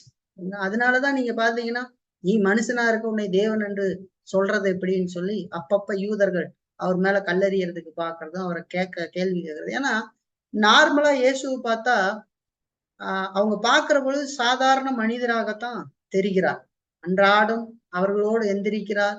மனுஷன் என்னெல்லாம் பண்ணுவானோ அதையெல்லாம் அவரும் செய்கிறார். சாப்பிடுறாருங்க இல்லைங்களா, பசிக்கும், அவருக்கும் பசிக்கும், தாகம் எடுக்கும், சாப்பிடுவாரு, அவருக்கும் வேர்வை வரும் இல்லைங்களா, அவரும் குளிக்கணும், அவரும் தலை சீவுறது, இந்த மாதிரியான வேலைகள்லாம் செய்யணும் இல்லைங்களா. நம்ம பாக்குற மாதிரி இன்னைக்கு மனுஷன் என்னெல்லாம் செய்வானோ அதையெல்லாம் செய்யணும், பாவத்தை தவிர இல்லைங்களா, அதை சொல்லணும். மனிதன் சாதாரணமா என்ன செய்கிறான் இந்த உலகத்துல காரியங்களை எல்லாம் செய்வானும் அதையெல்லாம் அவரும் செய்கிறார், வேலை செய்கிறார் இல்லைங்களா, இதெல்லாம் செய்யறாரு. தேவாலயத்துக்கு போறாரு இல்லைங்களா, வேதத்தை கற்றுக்கொள்ளுகிறார், பழைய ஏற்பாட்டை எல்லாம் கத்துக்கிறார். இன்னும் நிறைய பேர் நினைச்சுக்கிறாங்க இயேசு கிறிஸ்து எல்லாம் கத்துக்கவே வேண்டியது இல்லை, அவர் பாட்டுக்கு அவர் தேவனாட்சி எல்லாம் சொல்லிடுவாரு. அது தப்பு, இந்த புரிதல் தப்பு. ஏன்னா இயேசு மானுடத்துல பிறக்க வேண்டும். பிறந்து ஏன் அவர் அப்படி பிறக்கணும் நல்லா தெரிஞ்சுக்கணும். முதல் மனிதனாகிய ஆதாமுக்கு கடவுள் கட்டளை கொடுக்கிறார், நீ இந்த பழத்தை புசியாம என் கட்டளைக்கு கீழ்ப்படிந்து நீ நடக்கிற பொழுது உனக்கு நித்திய வாழ்வை தருவேன்னு சொல்றார் இல்லைங்களா. இந்த மனிதனை ஒரு ரோபோ மாதிரி இல்லாம சிந்தித்து செயல்படும்படி கடவுள் வைத்திருக்கிறார். ஆனா அந்த மனிதனுக்கு நன்மை தீமை தெரியும். நிறைய பேர் நினைச்சுக்கிறோம் நன்மை தீமை எல்லாம் தெரியாது. நன்மை தீமை தெரியும், ஆனா அந்த தீமையினுடைய அந்த தாக்கம் எப்படி இருக்குங்கிறது தெரியாது இல்லைங்களா. இப்ப பாருங்க, நெருப்பு அப்படிங்கிறது தெரியும், நெருப்புல கை வச்சா அது எந்த விதமான மோசமான வலியை உருவாக்கும் என்று சொல்லி அனுபவபூர்வமாக ஆதாமுக்கு தெரியாது. ஆனா கைய வச்சா வெந்துரும்னு எப்படி நமக்கு தெரியுது இல்லைங்களா, அந்த மாதிரி பாவம்னா என்னன்றது, தீமைனா என்னன்றது தெரியும். இப்ப பாவத்தை செய்து விடக்கூடிய, பாவமே செய்யாத வாழவும் அந்த வல்லமை ஆதாமுக்கு இருந்தது. அதே நேரத்துல பாவத்தில் விழுந்து விடக்கூடிய நிலையும் அவருக்கு இருந்தது என்று சொல்லி அப்ப அந்த மனிதன் கடவுளுடைய வார்த்தைக்கு கீழ்ப்படியாமல் அவன் பாவத்தை செய்து விட்டான்னு சொல்லி அதனாலதான் மரணம், நோய், எல்லா துக்க துயரம் எல்லாம் வந்திருக்கிறதுன்னு சொல்லிப்பாங்க. இப்போ அந்த பாவத்திலிருந்து மனிதர்களை மீட்க வேண்டும் என்று சொன்னால், தம்முடைய மக்களை மீட்க வேண்டும் என்று சொன்னால், ஆதாம் வாழ முடியாமல் விட்ட அந்த வாழ்க்கை இயேசு வாழும். அது எப்படி வாழும்? குழந்தையாக பிறந்து வாழ வேண்டி எல்லாத்தையும் வாழும் சரிங்களா. இந்த உலகத்துல சாமானியமா எப்படி மனிதன் பிறக்கிறானோ அந்த மாதிரி பிறந்து பொதுவா இயேசு கிறிஸ்து மீட்புன்னு சொன்னால எல்லாருக்கும் தெரிஞ்சிருக்கிற ஒரு விஷயம் என்ன சொல்லுவாங்கன்னா, இயேசு என் பாவத்துக்காக மரித்தார். சிலுவையை குறித்தே பேசி கொண்டிருப்பாங்க. சிலுவை அப்படிங்கிறது, சிலுவையில் அவருடைய மரணம் எனக்கு பாவ நிவாரணத்தை உருவாக்கினதே தவிர என்னை நீதிமான் ஆக்குகிறது அவருடைய கீழ்ப்படிதலான வாழ்க்கை அப்படிங்கிறத நம்ம தெரிஞ்சுக்கணும். சரிங்களா? நல்லா தெரிஞ்சுக்கணும். சிலுவை மரணம் என்பது பாவத்திற்கான நிவாரணம். அவர் மனிதனாக பிறந்து முழுவதும் நியாயப்பிரமாணத்துக்கு கீழ்ப்படிந்து நடந்தார் பாருங்க. அவருடைய கீழ்ப்படிதல் எனக்கு நீதியை சம்பாதித்திருக்கிறது. அவருடைய கீழ்ப்படிதல் தான் என்னை நீதிமான் ஆக்கி இருக்கிறது. சரிங்களா? சிலுவை மரணம் எனக்கு பாவ நிவாரணத்தை கொடுத்திருக்கிறது. ரெண்டுக்கும் வித்தியாசம் கொஞ்சம். இது ரெண்டும் சேரணும் இல்லைங்களா? இதெல்லாம் சேரணும். சேர்ந்தாதான் அதுல எல்லாம் மீட்பு இருக்குது. நம்ம பொதுவா எல்லாம் இயேசு உனக்காக மரித்திருக்கிறார் மட்டும் பாவ நிவாரணத்தை பத்தி சொல்லுவாங்க. சரிங்களா? இயேசு கிறிஸ்து தம்முடையவர்களுக்காக பிறந்தார். அவர் தேவனாக இருந்தும் பிலிப்பியர்ல சொல்லுது இல்லைங்களா? அவர் தேவனுக்கு சமமாய் இருந்தும் அதை கொள்ளையாடின பொருளா எண்ணாமல் தம்மைத்தாமே வெறுத்து அடிமையின் ரூபம் எடுத்து மனுஷ சாயலானான். முடிவு பரியந்தம் தன்னை தாழ்த்தினார். அந்த காரியம்தான் எனக்கு நீதியை சம்பாதித்திருக்கிறது. நான் செய்த எந்த நீதியினாலேயும் எனக்கு நீதிமான் என்கிற பெயர் வரல. சரிங்களா? அப்போ அவருடைய கீழ்ப்படிதல் அதுதான் என்னை நீதிமான் ஆக்கியிருக்கு. சிலுவை மரணம் எனக்கு பாவத்துக்கான நிவாரணத்தை உருவாக்கி இருக்கிறது. இப்ப மனிதன் வாழ வேண்டிய முழு வாழ்க்கையும், மனிதன் வாழ தவறின வாழ்க்கையும் அவர் வாழ வேண்டும். சரிங்களா? அப்ப அந்த மானுடத்துல அவர் வந்து அதே போல நியாயப்பிரமாணத்துக்கு கீழ்ப்படிந்து, ஆதாம் நியாயப்பிரமாணத்துக்கு கீழ்ப்படியாமல் 10 கட்டளைக்கு அவர் இருதயத்துல எழுதப்பட்டிருந்த கட்டளைகளுக்கு கீழ்ப்படியாமல் அந்த மனிதன் பாவத்துல விழுந்து போகிறான். அந்த விதமாக நியாயப்பிரமாணத்தை ஆண்டவர் நிறைவேற்ற வேண்டும் இல்லைங்களா? இப்ப மானுடத்துல அவர் பிறக்காம இதெல்லாம் செய்ய முடியுமா? நமக்கு தீர்வு வருமா? அப்ப அவருடைய பிறப்பு எவ்வளவு அற்புதமானதுன்னு நினைச்சு பாருங்க. அவர் பிறக்கணும். பிறந்து அதனாலதான் சொல்றாரு, நான் நியாயப்பிரமாணத்தை அழிக்க வந்தேன் என்று எண்ணாதிருங்கள், நியாயப்பிரமாணத்தை நிறைவேற்றுவதற்கே வந்தேன் என்று சொல்லி சொல்றாரு. நான் நிறைவேற்ற வேண்டும். நான் நிறைவேற்றினால்தான் உங்களுக்கு நீதி கிடைக்கும் இல்லைங்களா? என்னுடைய நீதியை உங்களுக்கு கொடுக்க முடியும். என்னிடத்துல வருகிறவன் இல்லைங்களா, விசுவாசத்தினாலே நீதிமான் பிழைப்பான். நான் விசுவாசிக்கிற பொழுதுதான் அவனுக்கு நீதி கிடைக்கிறது. விசுவாசம், அவரை விசுவாசிக்கிற பொழுது அவர் ஆற்றின அந்த காரியம், அந்த நீதி நமக்கு வைக்கப்படுகிறது. நம்ம மேல வைக்கப்படுகிறது. நம்மளுடைய துன்மார்க்கமான காரியத்தை அவர் ஏற்றுக்கொண்டார். இது நல்லா தெரிஞ்சுக்கணும் வாழ்க்கையில். அப்போ இயேசு பிறந்த பொழுது அவர் மனிதராக பிறந்தார். மக்களுடைய கண்களுக்கு அவர் மனுஷராகவே தென்பட்டார். சரிங்களா? மானுடத்தினுடைய எல்லா தன்மையும் அவர்ல இருந்தது, பாவத்தை தவிர என்பதை நாம் ஞாபகத்துல வச்சு. அப்போ தெய்வீகம் அவர் பிறப்பதற்கு முன்பாகவே அவர்ல இருக்கு. அவர் தேவன். இப்பொழுது மானுடத்தையும் தன்னோடு இணைத்துக் கொள்ளுகிறார். இப்ப தெய்வீகத்தையும் மானுடத்தையும் தம்மில சுமந்து இயேசு பிறந்தது, அவனுடைய பிறப்பு எவ்வளவு அற்புதமானது என்பதை நமக்கு காட்டு. அந்த மாதிரி ஒருத்தரும் பிறந்ததில்லை இந்த உலகத்துல. அப்ப அந்த பிறப்ப நம்ம எந்த அளவுக்கு நினைத்து பார்த்து கடவுளுக்கு நன்றி சொல்லணும்னு பாருங்க. தேவகுமாரனான இயேசு மட்டும்தான் தேவனாகவும் மனுஷனாகவும் நம்முடைய மத்தியில வாழ்ந்து மரித்து உயிர் தெழுந்தவர் அப்படிங்கிறது நம்ம பார்க்கணும். இப்ப பாருங்க, இது மூணும் சேர்ந்தாதாங்க சுவிசேஷம். சுவிசேஷம்னா என்ன நினைச்சுக்கிறாங்க? சுவிசேஷம்னா இயேசு மரித்தார். இயேசு வேத வாக்கியங்களின்படி அவர் வாழ்ந்து, அவர் மரித்து, அவர் அடக்கம் பண்ணப்பட்டு உயிர் தெழுந்தார். அவருடைய கீழ்ப்படிதல் எனக்கு நீதியை சம்பாதித்து கொடுத்தது. அவருடைய மரணம் எனக்கு பாவ நிவாரணத்தை உருவாக்கினது. அவருடைய உயிர்த்தெழுதல், நானும் ஒரு நாள் உயிர்த்தெழுவேன் என்கிற உறுதியை எனக்கு கொடுக்கிறது. இது சேர்ந்தத கிறிஸ்துவம் இல்லைங்களா? அதுதான் சுவிசேஷத்தினுடைய முக்கிய காரியம். இதெல்லாம் சேர்ந்தாதான் சுவிசேஷம். ஏசு பாவத்துக்காக மரிச்சார், பாவத்துக்காக மறிச்சாரு அப்படின்னு சொல்லிக்கிட்டே இருக்கிறது இல்லை இல்லைங்களா? இது ஒரே சேரும் அதான் ஒரு முழுமை என்று சொல்லிப்பாங்க. இப்ப அவர்ல தெய்வீகமும் மானுடமும் ஒரே சேர இருந்தும் இது ஒன்றோடு ஒன்று கலக்காமலும் ஒன்று செயல்படும் போது மற்றது வெளியேறாமலும் இருந்தது என்று சொல்லி பார்க்கணும். அது ஒன்னோடு ஒண்ணு கலக்கல. தெய்வீகமும் மானுடமும் ஒன்னோடு ஒண்ணு கலக்கல. அதோடு ஒண்ணு செயல்பட்டுக்கிட்டு இருக்கும்போது இன்னொன்னு இல்லாம போகல. அவர் மனுஷரா இருக்கும்போது இல்ல இப்போ ஒரு காரியத்தை இப்ப போய் தாகத்துக்கு தான்னு சொல்லி சமாரிய ஸ்திரீ இடத்துல கேட்கிறாரு. அப்ப உண்மையாலுமே தாகம் அடிச்சது. இப்ப சிலர்லாம் விளக்கப்படுத்தும் போது நமக்கு ஆச்சரியமா இருக்கும். அதுதான் அதை பத்தின அறிவு இல்லாததுனால அப்படி நடக்கிறது என்று சொல்லிப்பாங்க. அவர் சும்மா போய் பேச்சு கொடுக்குறாரு அந்த மாதிரிலாம் இல்ல. அவர் நீண்ட தூரம் பயணம் பண்றாரு, அவருக்கு தாக அடிக்குது. அவருடைய மானிடத்தில் தாக அடிக்குது இல்லைங்களா? அதே நேரத்துல அங்கேயே தெய்வீகமும் வெளிப்படுகிறத பார்க்க முடியும், கலக்காம வெளிப்படுகிறத பார்க்க முடியும். அப்ப அந்த ஸ்திரீ கிட்ட ஆண்டவர் சொல்றாரு, தாகத்துக்கு தா என்று உன் இடத்துல கேட்கிறவர் யார் என்று அறிந்தால் நீ அவரிடத்துல ஜீவ தண்ணீரை கேட்டிருப்ப, அவர் உனக்கு தந்திருப்பாருன்னு சொன்னார். அப்ப அந்த விதமான பேச்சுக்கள் வரும் பொழுது நீ போய் உன் புருஷனை கூட்டிகிட்டு வா அப்படின்னு சொல்லும் போது நான் புருஷனை அறியேன் என்று சொல்லி அந்த பெண் சொல்றாங்க.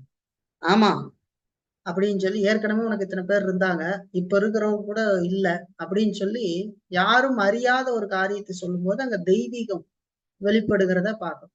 அங்க போய் மானிடத்துல பார்க்க கூடாது. ஏசு ஏற்கனவே போய் எல்லாம் பார்த்து வச்சுட்டு வந்துட்டாராட்டுருக்குது, அதனாலதான் சொன்னாரு அப்படின்னு நினைக்கக்கூடாது. ஒரு புறம் மானிடத்தை பார்க்கணும், இன்னொரு பக்கம் தெய்வீகத்தை பார்ப்பதற்கு கற்றுக்கொள்ள வேண்டும்.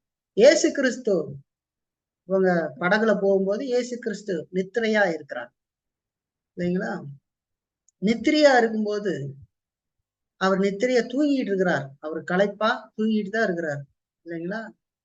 அப்ப அங்க மானுடத்தை பார்க்க ஆண்டவரே நாங்க மடிஞ்சு போகிறது உங்களுக்கு கவலை இல்லையான்னு எழுப்பி விடுறாங்க பாருங்க.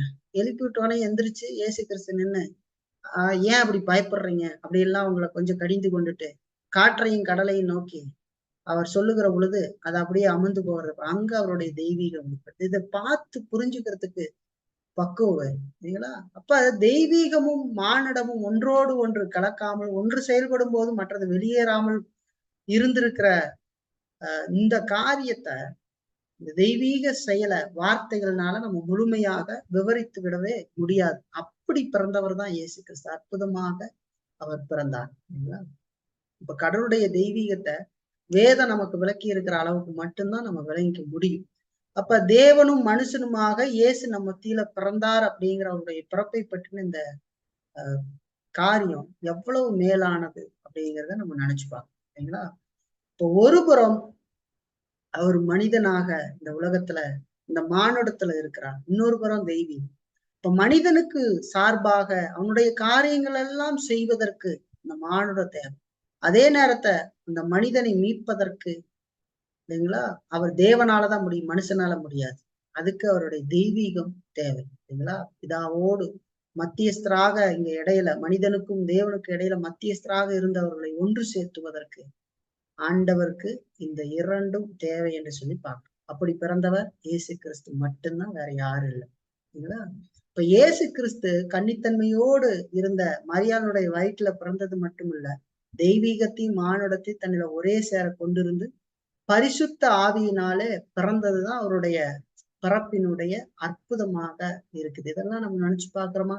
இயேசு கிறிஸ்துடைய இந்த பிறப்பு நாட்கள் என்று சொல்லி சொல்லப்படுகிற இந்த காலங்கள்ல இதை நம்ம நினைச்சு பாக்குறோமா? அப்படி நினைச்சு பார்த்தா நமக்கு தான் ஒரு அருமையான கிறிஸ்துமஸ்.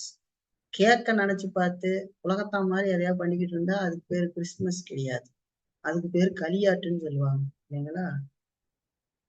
உலகத்தான் என்னென்ன பண்றாங்க, அவன் பண்டிகைக்கு அவன் ஒரு வேலையை பார்த்துக்கிட்டு இருப்பான் பாருங்க. காலையில கறியெல்லாம் எடுத்து கொடுத்துட்டு, இந்துக்களுடைய பண்டிகை எல்லாம் அதெல்லாம் வந்தா என்ன பண்றாங்க, கறியெல்லாம் காலையிலேயே எடுத்து கொடுத்துட்டு போய் எல்லாம் பட்டாசு கிட்டாசு எல்லாம் வெடிச்சிட்டு சில பேர் அந்த பக்கம் மதுபான கடைக்கு போறது வர்றது அப்படியெல்லாம் செய்யறாங்க பாருங்க. அது மாதிரி ஒரு பண்டிகை இல்லை இது பண்டிகை. இதை பண்டிகைன்னு நம்ம பார்க்கறது இல்லை, இது ஒரு ஆண்டவரை துதிக்கிற நினைவு கூறுகிற ஒரு நாட்களாக நம்ம நினைச்சு பார்க்கணும். இப்ப உலக தோற்றத்துக்கு முன்பாக திரித்துவ தேவனால தீர்மானிக்கப்பட்ட மீட்பின் உடன்படிக்கையை நிறைவேற்றுவதற்காக இயேசு கிறிஸ்து இப்படி பிறக்க வேண்டியது அவசியமா இருந்ததுன்னு சொல்லி பார்க்கலாம். அப்ப முழு தெய்வீகத்தை தன்னில கொண்டிருக்கிற ஆண்டவரால மட்டும்தான் தேவ கோபத்திலிருந்து மனிதனை விடுவிக்கிறதற்கான வழியை ஏற்படுத்த முடியும் என்று சொல்லி பார்க்கிறோம். அதோடு முழுமையான மானத்தோடு இருக்கிற ஒருத்தராலதான் நியாயப்பிரமாணத்தை பின்பற்றி வாழ்ந்து அதை நிறைவேற்றி பாவத்திற்காக மறிக்க முடியும். சரிங்களா? அது ரெண்டையும் தெரிஞ்சுக்கணும். ஏன் தெய்வீகம் மானுடமும் தேவைச்சு.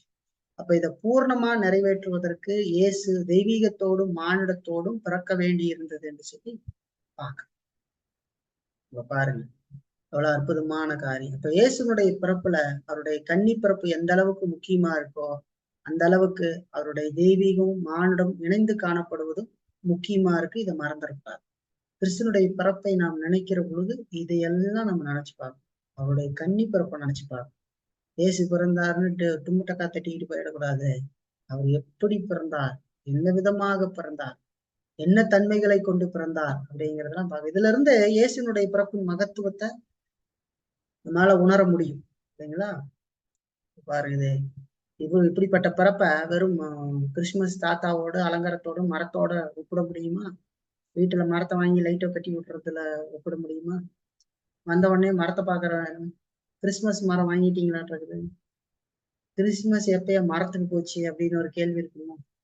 கிறிஸ்துமஸ் ஸ்டார் வாங்கிட்டோம்னா சாஸ்திரிகள் ஸ்டார் பார்த்து வந்தாங்க அப்படின்னு அது ஒரு ஸ்டார்.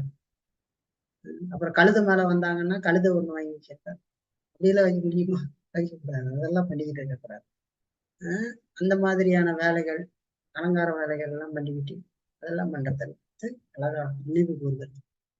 அப்ப இப்படி எல்லாம் அவங்க கொச்சப்படுத்துறதுனாலதான், இந்த மாதிரி காரியங்கள்லாம் செய்யறதுனாலதான் சிலர் நல்ல கிறிஸ்தவர்களா இருக்கிறவங்க கூட கிறிஸ்துமஸே எங்களுக்கு வேண்டாயா அப்படின்னு சொல்லிடுறாங்க. போட்டு இத்தனை ஆட்டம் ஆடிக்கிட்டு இருக்காங்க. அவங்கள மாதிரி நம்மளும் ஒண்ணு நினைவு கூறுற மாதிரி ஆயிடாதுனால அது வேண்டாம் அப்படிங்கிற முடிவுக்கே வந்து விடுகிறார். சரிங்களா? இப்ப அவங்க கிறிஸ்துவனுடைய பிறப்பை நிராகரிக்கல, கிறிஸ்துமஸுடைய கொண்டாட்டத்தை தான் நிராகரிக்கிறார்கள் அப்படிங்கிறத நம்ம மறந்துடக்கூடாது. நாம் கிறிஸ்துவனுடைய பிறப்பை நிராகரிக்கிறது இல்லை. சபையில கிறிஸ்துவின் பிறப்பெல்லாம் நம்ம நிராகரிக்க மாட்டோம். நான் கிறிஸ்துமஸ்ன்னு சொல்லி ஒண்ணு செய்யறாங்க பாருங்க, அதை நாம் ஏற்பது இல்லை. அதை நல்ல ஆழம் கொஞ்சம் இந்த மாதிரி களியாட்டுல ஈடுபடுற வேலைகள்லாம் நம்ம பண்ணக்கூடாது. அப்ப இது ஆவிக்குரிய ஆனந்தமாக இருக்கணுமே தவிர உலக பிரகாரமான இந்த காரியமாக இருந்து விடக்கூடாது. இதனால ரொம்ப கவனமா இருக்கணும். அதெல்லாம் அதிக நேரம் அதுல ரொம்ப கவனமா இருக்கும். இந்த கிறிஸ்துமஸ் தினம் வந்துட்டாலே நான் அதிகமா ஜெபம் பண்றது என்னன்னா, என்னுடைய ஜெபத்துல சில நேரத்துல அதை நான் எப்பவுமே அந்த மாதிரி ஜெபிக்கிறதுக்கு பார்ப்பேன்.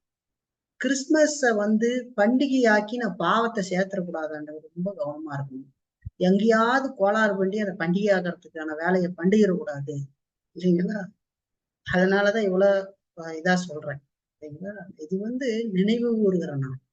அப்ப புது துணி போட்டாலும் சரி, கேக்கு சாப்பிட்டாலும் சரி, இதெல்லாம் பண்ணினாலும் மெயினா தெரிஞ்சிருக்க வேண்டியது என்னது? கிறிஸ்துவனுடைய பிறப்பினுடைய மேன்மை. சரிங்களா? அதை நீங்களும் ஜெபம் பண்ணிக்கணும். நம்ம சபை மக்கள்லாம் இந்த பண்டிகை நாளை நான் பஞ்சப்பதாதியாட்ட இருக்கணும்னு அவசியம் இல்லை. ஆனா இந்த கிறிஸ்துமஸ் பண்டிகை ஒரு பாவமாக நான் அந்த மாதிரி பண்டிகை மாதிரி ஆக்கி நான் என் பாவத்தை சேர்த்து கொள்ளக்கூடாது. கடவுளுடைய பிறப்பு இதைத்தான் காட்டுதுன்னு சொல்லி நான் தப்பா எதையும் காட்டி விடக்கூடாதுங்கிறதுல ரொம்ப கவனமா இருக்கும். கிறிஸ்துவனுடைய பிறப்பு என்றால் கேக்கு தான் முன்னாடி, கிறிஸ்துமஸ் பிறப்பு என்றால் மரம் தான் முன்னாடி, கிறிஸ்துமஸ் பிறப்பு என்றால் ஸ்டார் தான் முன்னாடி, கிறிஸ்துமஸ் பிறப்புன்னு சொன்னா பிரியாணி தான் முன்னாடின்னு நான் காட்டிடக்கூடாது. கிறிஸ்துவின் பிறப்பு என்றால் அது மனிதனுடைய பாவத்திற்காக இந்த அண்டசராசத்தை உருவாக்கின தேவன் ஒரு கன்னி வயிற்றுல பிறந்து தெய்வீகத்தையும் மானுடத்தையும் கொண்டு இந்த உலகத்துல அவர் ஆற்றின அந்த மீட்பின் செயல்களை நான் சொல்லணும். அதை சொல்றதுக்கு எனக்கு ஒரு அற்புதமான நேரம் அப்படிங்கிறத உணர்ந்து அதுதான் என் நினைவுக்கு வரணுமே ஒழிஞ்சு கிறிஸ்துமஸ் வந்துருச்சு எல்லாம் போலாமையா, துணி எடுத்துட்டு வந்துடலாம்யா அப்படின்ற சிந்தனை வந்துடக்கூடாது. இதெல்லாம் சிந்திச்சு பார்த்துட்டு சரி கிறிஸ்துமஸ்க்கு துணி எடுப்போம் அப்படின்னு இதை எடுத்துக்கோங்க. இல்ல துணியை அந்த மாதிரி போடாத இருந்தா ஓகே, அது பிரச்சனை இல்லை. நான் என்ன சொல்றேன்னா, முக்கியமாக இதைத்தான் நாம் நினைத்து பார்க்கணுமே தவிர உலக களியாட்டுகளே அல்ல, இல்லைங்களா? அப்ப இது ஆவிக்குரிய விதத்துல நாம நினைத்து ஆனந்தப்பட வேண்டிய ஒரு காரியம். இது ஒரு ஆவி இல்லாத மாதிரி உலகத்தான் கொண்டாடுற மாதிரியான ஒரு நேரம் அல்ல அப்படிங்கிறத நம்ம ஞாபகத்துல வச்சு. சரி, நம்ம பாக்குற கிறிஸ்துவின் பிறப்பு எவ்வளவு அற்புதமானது. கன்னி பிறப்பு. அவர் பிறக்கிற பொழுது மானுடத்தையும் தெய்வீகத்தையும் கொண்டவராக பிறந்தார். ஏன் அப்படின்னா, இல்லைங்களா, மனுஷன் பாவத்தில் இருக்கு, அதெல்லாம் செய்யறதுக்கு இதெல்லாம் ரொம்ப அவசியம். நான் சொன்ன அந்த முக்கியமான விஷயத்தை ஞாபகத்துல வச்சு, அவர் வாழ்ந்தது இந்த உலகத்துல கீழ்ப்படிந்து அவர் மானுடத்துல வாழ்ந்தது நம்மை, அதாவது அவருடைய மக்களை நீதிமான ஆக்கினது என்று சொல்லி, அவருடைய மரணம் பாவத்துக்கான நிவாரணத்தை உருவாக்கிட்டு, அவருடைய உயிர்த்தெழுதல் என்னுடைய உயிர்த்தெழுதலை உறுதிப்படுத்தி இருக்கிறது அப்படிங்கிறத தம்முடையவர்கள் தேவ பிள்ளைகள் அறிந்திருக்க வேண்டியது அவசியம். இதை நம்ம எப்பவும் ஞாபகத்தை வச்சு, இயேசுவின் பிறப்பு என்று சொன்னால் ஆவிக்குரிய ஆனந்தத்தை கொடுக்கிற நாளாகவும், அந்த ஆனந்தம் நம்முடைய இருதயத்துல நம்பி அது வெடிச்சு அது அப்படியே பக்கத்துல போகணும். அந்த சந்தோஷம்தான் பக்கத்துல போகணும். கிறிஸ்துமஸ் நாட்கள்ல கூடுகையெல்லாம் வச்சு, வீடுகள்ல கூடுகை வச்சு மக்கள் எல்லாம் தெரிஞ்சவங்களா கூப்பிட்டு அப்படி இயேசுவை பத்தி சொல்லி அந்த சந்தோஷத்தை மற்றவங்களுக்கு அறிவிக்கிற ஒரு நேரமாக அதை நம்ம ஏற்படுத்தி, அது களியாட்டு பண்ற நேரங்கள். இப்ப அதைத்தான் நம்ம இதுல பாக்குறோம். நீங்க கிறிஸ்துவின் பிறப்புன்னு சொன்னா, ஒரு புறம் கிறிஸ்துமஸ் அப்படிங்கிறதையே நாங்க நினைத்து பார்க்க மாட்டோம் என்று சொல்லி ஒரு குரூப் அதை அப்படி பண்றத பார்க்கணும். இன்னொரு புறத்துல கிறிஸ்துமஸ் என்கிற பேர்ல குத்தாட்டம் போடுகிறதையும் பார்க்கணும். இப்ப நம்ம இதெல்லாம் ஒதுக்கி வைத்து இந்த நேரங்கள்ல இயேசுவின் பிறப்பு இல்லை அப்படின்னு சொன்னா அவருடைய மீட்பின் செயல் நடந்திருக்கிறதுக்கு வாய்ப்பு. இயேசுவின் பிறப்பு உண்மை. இந்த நாள்ல அவர் பிறந்தாரா அப்படிங்கிறதுக்கு நமக்கு வேத ஆதாரம் இல்லாவிட்டாலும் இயேசு பிறந்தது உண்மை உண்மை உண்மை. அதை வேதம் நமக்கு ரொம்ப தெளிவாக ஆணித்தரமாக சொல்லுகிறது. இயேசு பிறந்தது உண்மை. ஆனா அவர் பிறந்த தேதியை ஏன் அவர் வைக்கல? அதை போய் தேடி போய் பாருங்க, குடிமதிப்பு எழுத போனாங்க, இதுதான் அந்த தேதி இந்த தேதி எல்லாம் சொல்லி ஆராய்ஞ்சுக்கிட்டு வந்து நம்மளை பண்டிகை கொண்டாடும்படி அவர் சொல்லவில்லை, இல்லைங்களா? அப்படிலாம் ஆராய்ஞ்சிட்டு வா, வந்து கரெக்டா தேதி பார்த்து அந்த நாள்ல வந்து நீ அதை கொண்டாடுன்னு நமக்கு சொல்ல. நமக்கு ஒரே ஒரு பண்டிகையான நாள், சந்தோஷமான நாள், மகிழ்ச்சியான நாள் ஒன்று இருக்குது, மேலான நாள். அது என்னன்னா கர்த்தருடைய ஓய்வு நாள். அதுதான் கிறிஸ்தவர்களுக்கு மேலான ஆனந்தமான நாள். அந்த நாள்ல வந்து கடவுளை ஆராதித்து அகமகிழ்ந்து குடும்பமாக ஆண்டவரோடு இருக்கிற ஒரு நாள், பரிசுத்தமான ஓய்வு நாள். ஞாயிற்றுக்கிழமை கடவுளோடு கூட நம்ம இருக்கிறோம். அப்ப அதுதான் நம்ம நினைச்சு பார்க்கணும். எங்களுக்கு ஒரு பண்டிகை இல்லையா? இதெல்லாம் பார்க்க முடியும். எல்லாரும் பண்டிகை பண்றாங்க, நாங்க புதுத்துணி போட வேண்டாமா? நாங்க ஒரு கேக்கு வெட்டி சாப்பிட வேண்டாமா? நம்ம ஒரு பிரியாணி சாப்பிட வேண்டாமா? நாங்க மட்டும் ஏன் இப்படி கிடக்கணும்? நீங்க கேக்கு வெட்டி சாப்பிடுங்க, பிரியாணி சாப்பிடுங்க, துணி போட்டுக்குங்க, ஆனா அதுக்கு ஒரு பேரை வச்சுக்கிட்டு போடாது. நல்ல மத்த நாளோ இந்த நாளோ எந்த நாளோ நல்லா கேக்கு வாங்கிட்டு வந்து சாப்பிடுங்க. யாராவது உங்களை வந்து புடிங்கி தீங்க போறாங்களா? புடிங்கி தீங்க மாட்டாங்க. பிரியாணியா சாப்பிட்டுக்கிட்டு இருந்தீங்கன்னா யாராவது வந்து ஏன் இன்னைக்கு சாப்பிட்றீங்கன்னு உங்களை டார்ச்சர் பண்ணுவாங்களா? பண்ண மாட்டாங்க. பூத்துணி போட்டீங்கன்னா யாராவது தொந்தரவு பண்ணுவாங்களா? தொந்தரவு பண்ண மாட்டாங்க. அப்போ அதை ஞாபகத்துல வச்சுக்கணும். அந்த மாதிரி களியாட்டா மட்டும் இதை செய்யக்கூடாதுங்கிறதான் நான் சொல்ல வரனே தவிர, சாப்பாடாக்கி சாப்பிட்றதோ துணி போட்டுக்கிறதோ இதெல்லாம் பத்தி நான் சொல்லலை. ஆனா முதல் முக்கியமானது எது? கிறிஸ்துவனுடைய பிறப்பு நமக்கு எதை காட்டுகிறது அப்படிங்கிறத நம்ம தெரிஞ்சுக்கணும். சரி, இன்னைக்கு பயன்பாடா சில காரியங்களை உங்களுக்கு முன்னாடி நான் வைக்க போறேன், சரிங்களா? ஒரு 3 பயன்பாடுகளை நம்ம இன்னைக்கு இதுல இருந்து பார்த்து எடுத்துக்க போறோம். முதல் பயன்பாடா நம்ம எடுத்துக்கிறது என்னன்னா, இயேசு கிறிஸ்துவனுடைய பிறப்பு நமக்கு எதை செய்திருக்கிறது அப்படிங்கிறத பார்க்கணும். இயேசு கிறிஸ்துவனுடைய பிறப்பு நமக்கு எதை செய்திருக்கு, எனக்கு என்ன செய்திருக்குது அப்படின்னு நம்ம ஒவ்வொருவரும் கேட்டு, இயேசுவின் பிறப்பு எனக்கு என்ன செய்திருக்கிறது என்று சொன்னால், இயேசுவின் பிறப்பு அது வந்து மனிதன் பாவத்திலிருந்து விடுதலையை அடைவதற்கான வழியை உருவாக்கி இருக்கிறது என்று சொல்லி பார்க்கிறோம். இயேசுவின் பிறப்பு நமக்கு எதை செஞ்சிருக்குதுன்னா, நம் பாவத்திலிருந்து விடுதலை அடைவதற்கான வழியை ஏற்படுத்தி இருக்கிறது. வழியை உருவாக்கி, பாவத்தினுடைய கொடுமையில அந்த கொடுமை மனுஷனை பாதிச்சு அவனை சீரழித்து வைத்திருக்கிறத நம்ம பார்க்கணும். இந்த உலகத்துல பிறக்கிற ஒவ்வொரு மனிதனும் பாவத்துல பிறந்து பாவத்துல வாழ்ந்து பாவத்திலேயே மறிக்கிறதுக்கு போயிட்டு இருக்கான். அப்படித்தான் மனிதனுடைய நிலை இருக்கு. தேவனை எதிர்க்கிறவனாக, தேவ பயனனாக அவன் இருக்கிறான். அப்ப பாவமாகிய கொடுமை மனுஷனை பாதிச்சு அவனை சீரழித்து வைத்திருக்கிறதுனால கிறிஸ்து மனித உருவு எடுத்தார், மரித்தார், உயிர்த்தெழுந்தார் என்று சொல்லி பார்க்கிறோம். அப்ப பாவத்திலிருந்து விடுதலை அடைந்து ஆவிக்குரிய வாழ்க்கையை இந்த உலகத்துல வாழ கிறிஸ்து வழி ஏற்படுத்தினார் என்று சொல்லி பார்க்கிறோம். அப்ப இயேசு கிறிஸ்துடைய பிறப்பு நமக்கு எதை செய்தது? பாவத்திலிருந்து விடுதலை அடைஞ்சு ஆவிக்குரிய வாழ்க்கை இந்த உலகத்துல வாழ கிறிஸ்து வழி ஏற்படுத்தினார் என்று சொல்லி பார்க்கிறோம். அதற்கு அவருடைய பிறப்பு முக்கியம். அதுலதான் நாம சந்தோஷப்படணும்.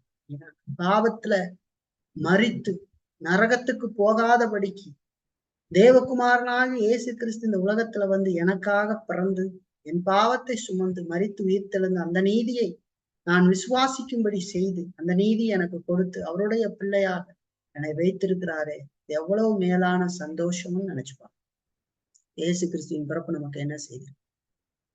பாவத்திலிருந்து விடுதலை அடைவதற்கான வழியை ஏற்படுத்தி இருக்கிறது.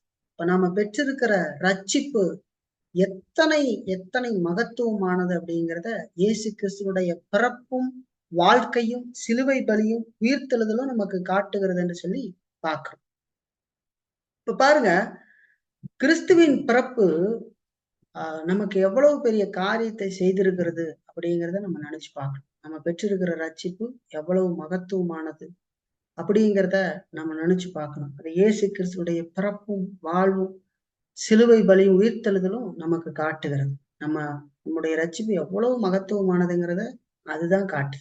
அவர் பிறந்த விதம், வாழ்ந்த விதம், அவர் சிலுவையில மரித்தது, உயிர்த்தெழுந்தது நமக்கு காட்டுகிறது.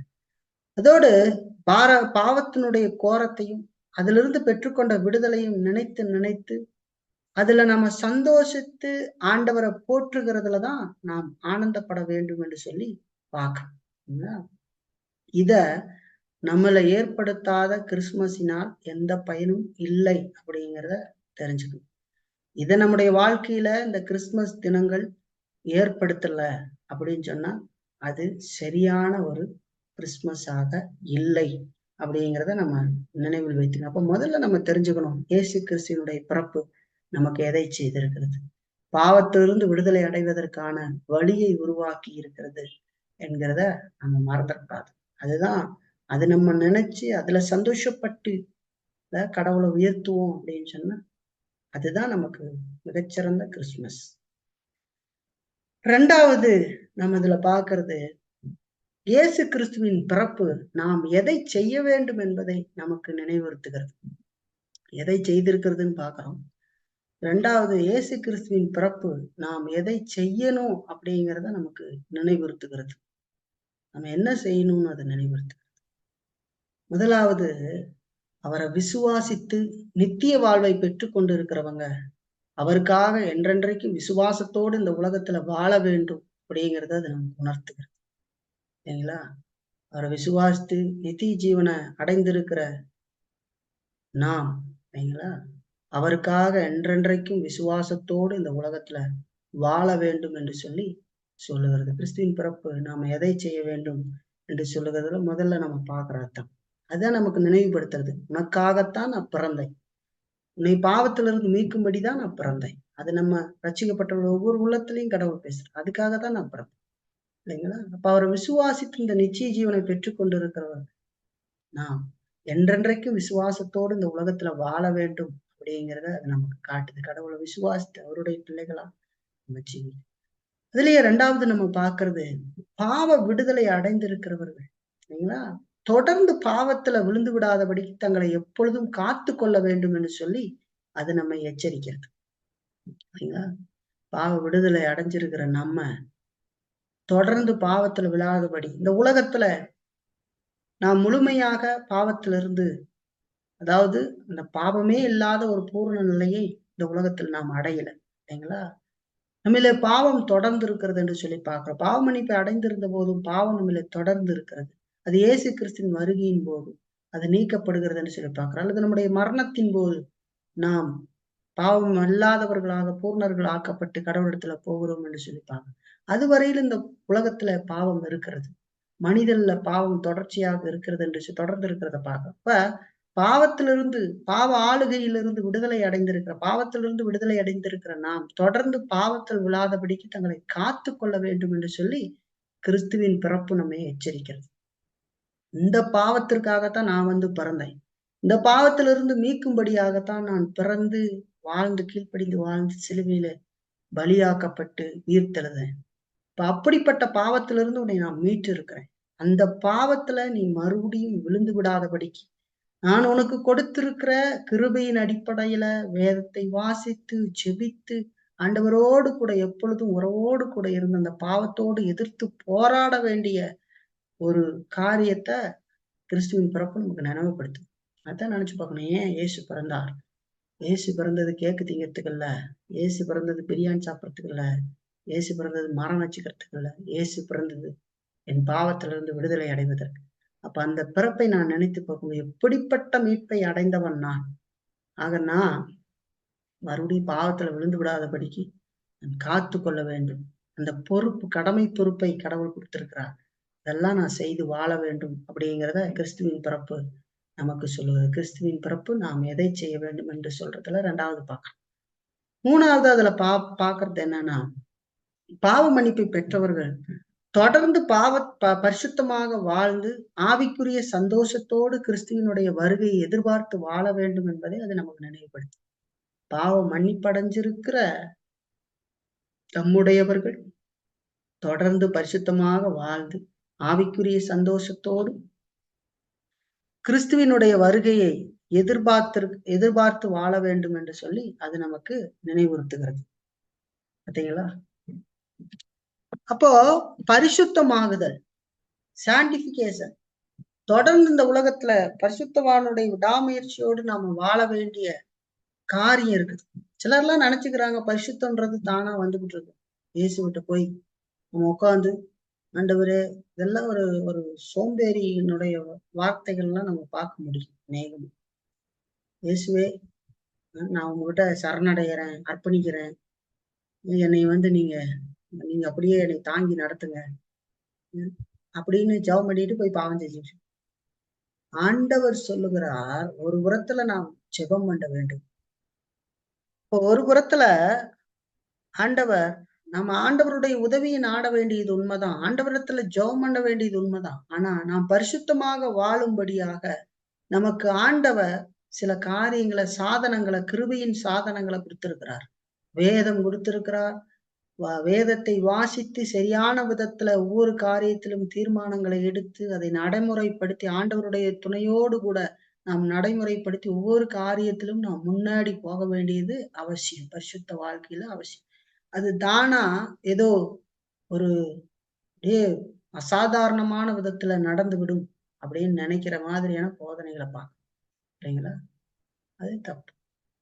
பரிசுத்தவானின் விடாமுயற்சி அது இருக்கிறது. ஏன்னா நாம் தொடர்ந்து வேதத்துக்கு கீழ்ப்படிந்து நடக்க வேண்டிய கடமை பொறுப்பை நமக்கு கொடுத்திருக்கிறார். ஆனா அப்படி நடப்பதற்கு ஆண்டவருடைய துணை நமக்கு தேவைதான். நம்மளே செஞ்சிட முடியாது. ஆனா நாம் எந்த காரியத்தையும் செய்யாம இருப்பது மோசம். அப்ப பாவ மன்னிப்பை பெற்றிருக்கிறவர்கள் தொடர்ந்து பரிசுத்தமாக வாழ்ந்து ஆவிக்குரிய சந்தோஷத்தோடு கிறிஸ்துவுடைய வருகையை எதிர்பார்த்து வாழ வேண்டும் என்பதை இயேசுவினுடைய பிறப்பு நமக்கு நினைவுபடுத்தும். இப்ப நம்ம வாழ வேண்டிய வாழ்க்கை, நாம் பரிசுத்தம் அடைவதற்குத்தான் இயேசு கிறிஸ்து இந்த உலகத்துல பிறந்தார். இயேசு நமக்கு மீட்பை கொடுத்திருக்கிறார். நம்ம தொடர்ந்து வாழும்படி அவர் கட்டளை கொடுத்திருக்கிறார்.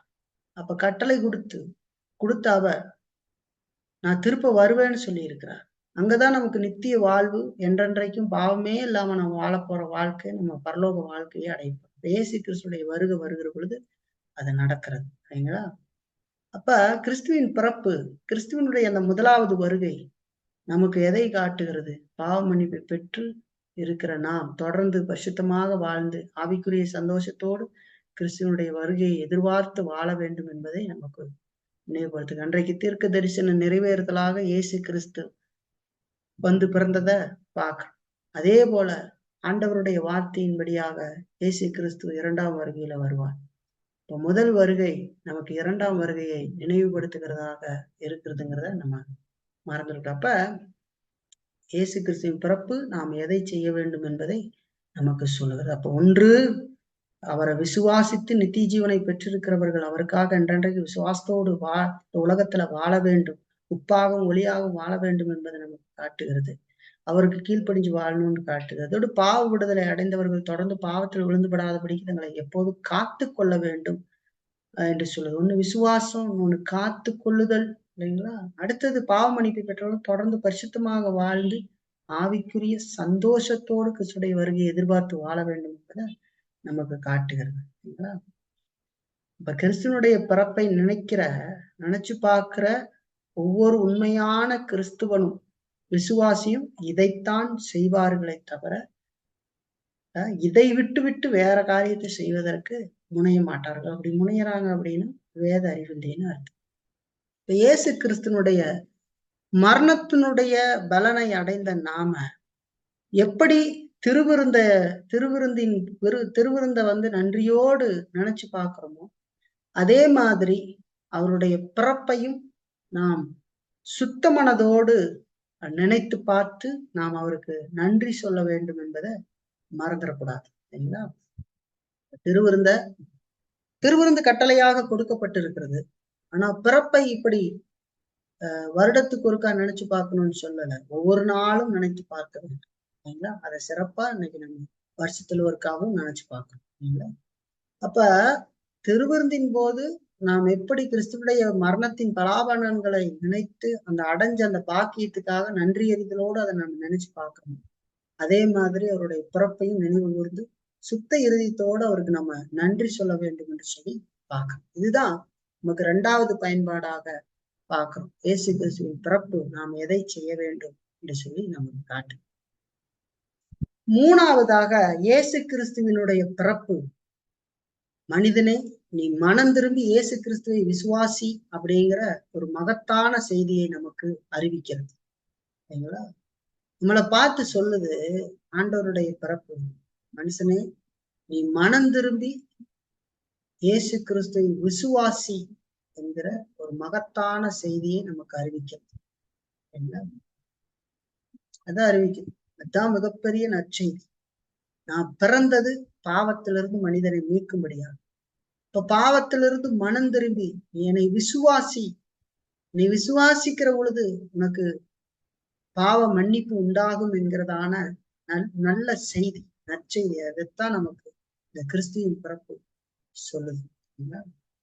இப்ப கிறிஸ்துவனுடைய மகத்துவமான பிறப்பு மனுஷனை ஆட்டி படைச்சுக்கிட்டு இருக்கிற பாவத்திலிருந்து நித்திய விடுதலையாக இருக்கிறது அப்படிங்கிற அந்த மாபெரும் செய்திய மனுஷனுக்கு சொல்லுது, இல்லைங்களா?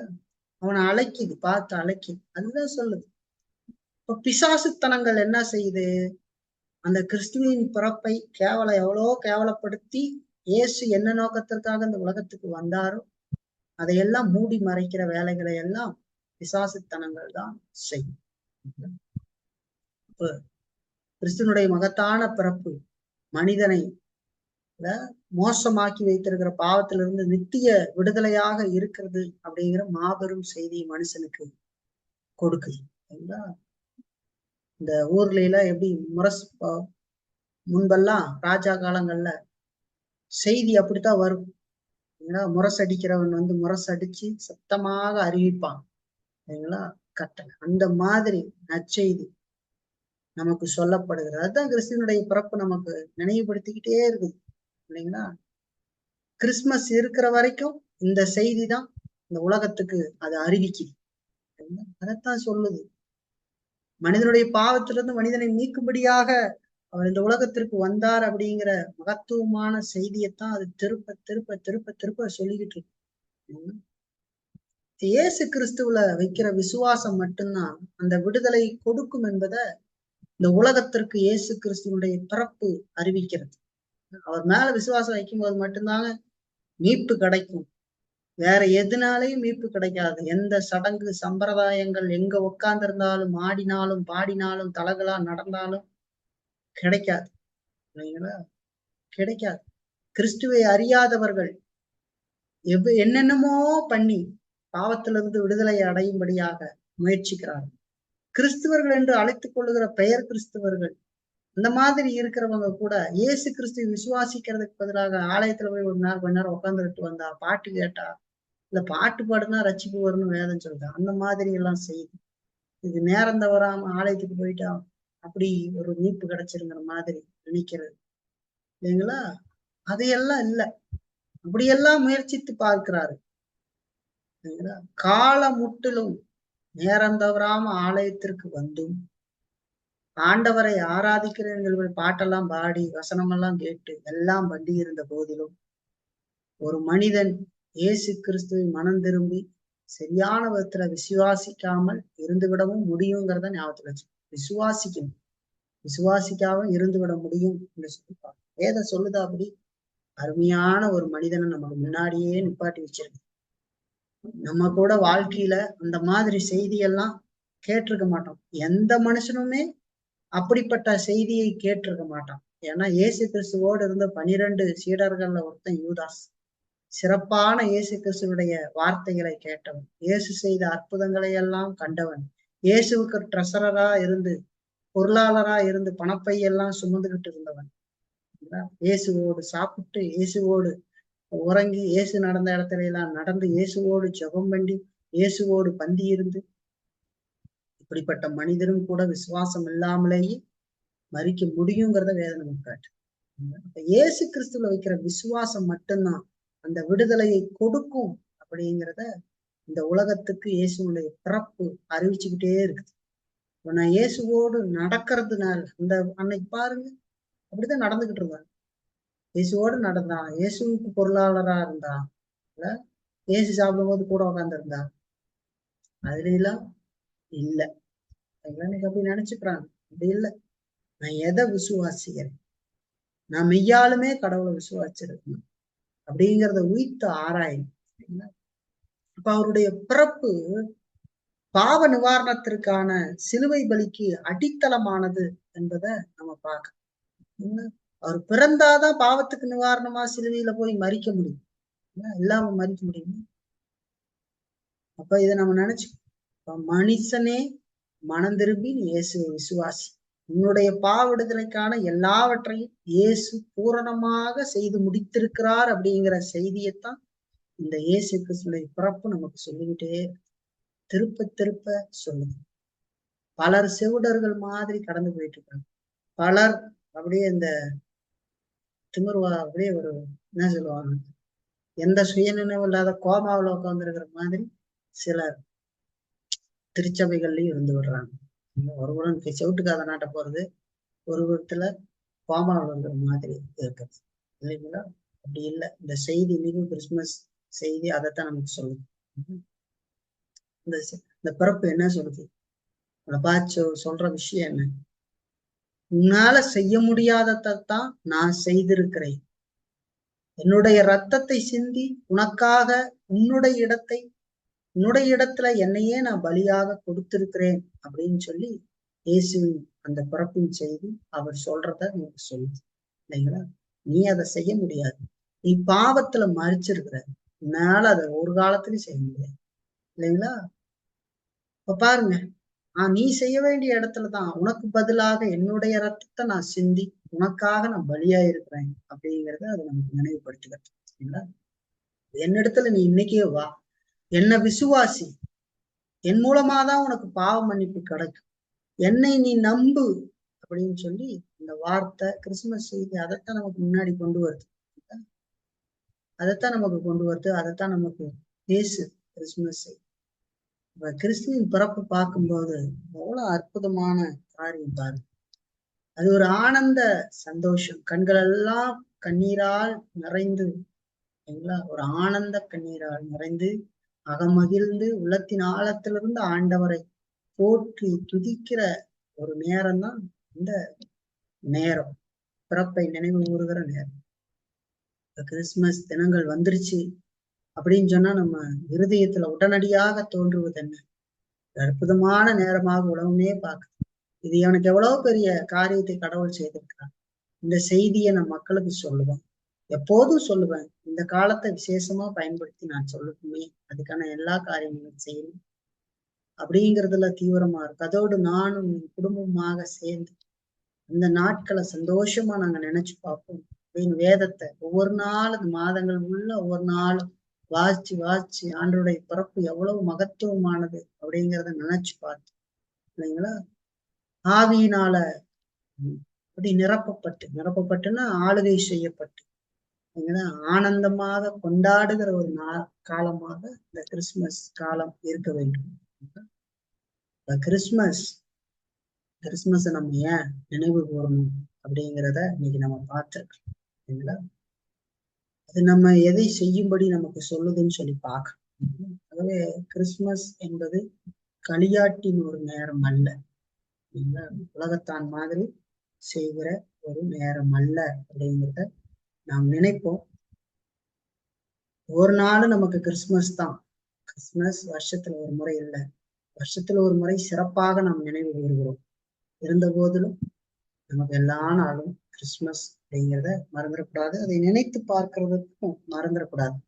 நாங்களாம் அதெல்லாம் செய்ய மாட்டோம் அப்படின்னு சொல்லி ஒரு குரூப் சுத்திக்கிட்டு இருக்கிறாங்க. ஏறுவது செய்த வேலையா செய்யறதுக்கு முயற்சி பண்ணிக்கிட்டே இருக்கிறாங்க இல்லைங்களா. ஏறுறது எப்படி மறைக்கிறதுக்கு பார்த்தாலும் இந்த மாதிரியான மறைக்கிற வேலையை செய்யறதுக்கு என்ன வழி இருக்குதோ அதையெல்லாம் சொல்லிக்கிட்டு எதையா ஒண்ணு சொல்லிக்கிட்டே இருக்க வேண்டியதுதான். அதெல்லாம் ஒரு புறம் இருக்கட்டும், அது அந்நிய தேவதை விக்கிரகம் அது இதுன்னு என்னென்னமோ இருக்கட்டும். இருந்தாலும் இதெல்லாம் சொல்லி நீ என்ன சொல்ல வரீங்க, என்ன சொல்ல போற? நீ இயேசுவே பிறக்கலின்னு சொல்ல போறீங்களா? இந்த ஒரு கேள்வி வருது இல்லையா. இயேசு பிறந்தது உண்மை, அது உண்மை உண்மை உண்மை. வேதம் நமக்கு தெளிவாக சொல்லுகிறது. இந்த நாள்லதான் பிறந்தாரா அப்படின்னு நமக்கு வேதம் சொல்லணும். அதோடு கிறிஸ்துமஸை ஒரு பண்டிகையாக அதை கொண்டாடணும்னு சொல்லி வேதம் நமக்கு வெளிப்படையாக உள்ளடக்கமாகவோ சொல்லவில்லை. இப்ப அப்படி சொல்லல. இத ஒரு விசேஷித்த நாளாக கொண்டாடுங்கள் என்று சொல்லி நமக்கு சொல்லல. அதே நேரத்துல வருடத்தில் இல்லைங்களா ஒரு பகுதியில நாம நினைச்சு பார்க்கலைன்னா என்னைக்குமே நினையாத விதமாக அது மாறுவதற்கான வாய்ப்புகளும் அதிகமா போயிடும் அப்படிங்கிறத நம்ம நினைவு கூற வேண்டும். அதோட இன்னைக்கு நடைமுறை பயன்பாடாக நம்ம பார்த்த மாதிரி கிறிஸ்துவின் பிறப்பு நமக்கு எதை செய்திருக்கிறது, கிறிஸ்துவின் பிறப்புக்கு நமக்கு எதை செய்யும்படி சொல்லுகிறது, அதோடு அந்த மகத்தான செய்தி இல்லைங்களா. கிறிஸ்துவனுடைய பிறப்பு நமக்கு ஒரு மகத்தான காரியத்தை சொல்லுது இல்லைங்களா. மூணாவது நம்ம பார்த்து இல்லைங்களா, கிறிஸ்துவின் பிறப்பு மனுஷனே நீ மனம் திரும்பி இயேசு கிறிஸ்துவை விசுவாசி அப்படிங்கிற மகத்துவமான செய்தியை அது நமக்கு அறிவிக்கிறது. இதை நம்ம எப்பவும் நினைப்போம், கர்த்தர் நம்மை நடத்துவார் இல்லைங்களா. அந்த விதமாக நாளைக்கு கிறிஸ்துமஸாக உலகம் பார்க்குது. நீங்கள் கூட அப்படி அதை சந்தோஷமா நினைங்க, கர்த்தர் நடத்துவார்.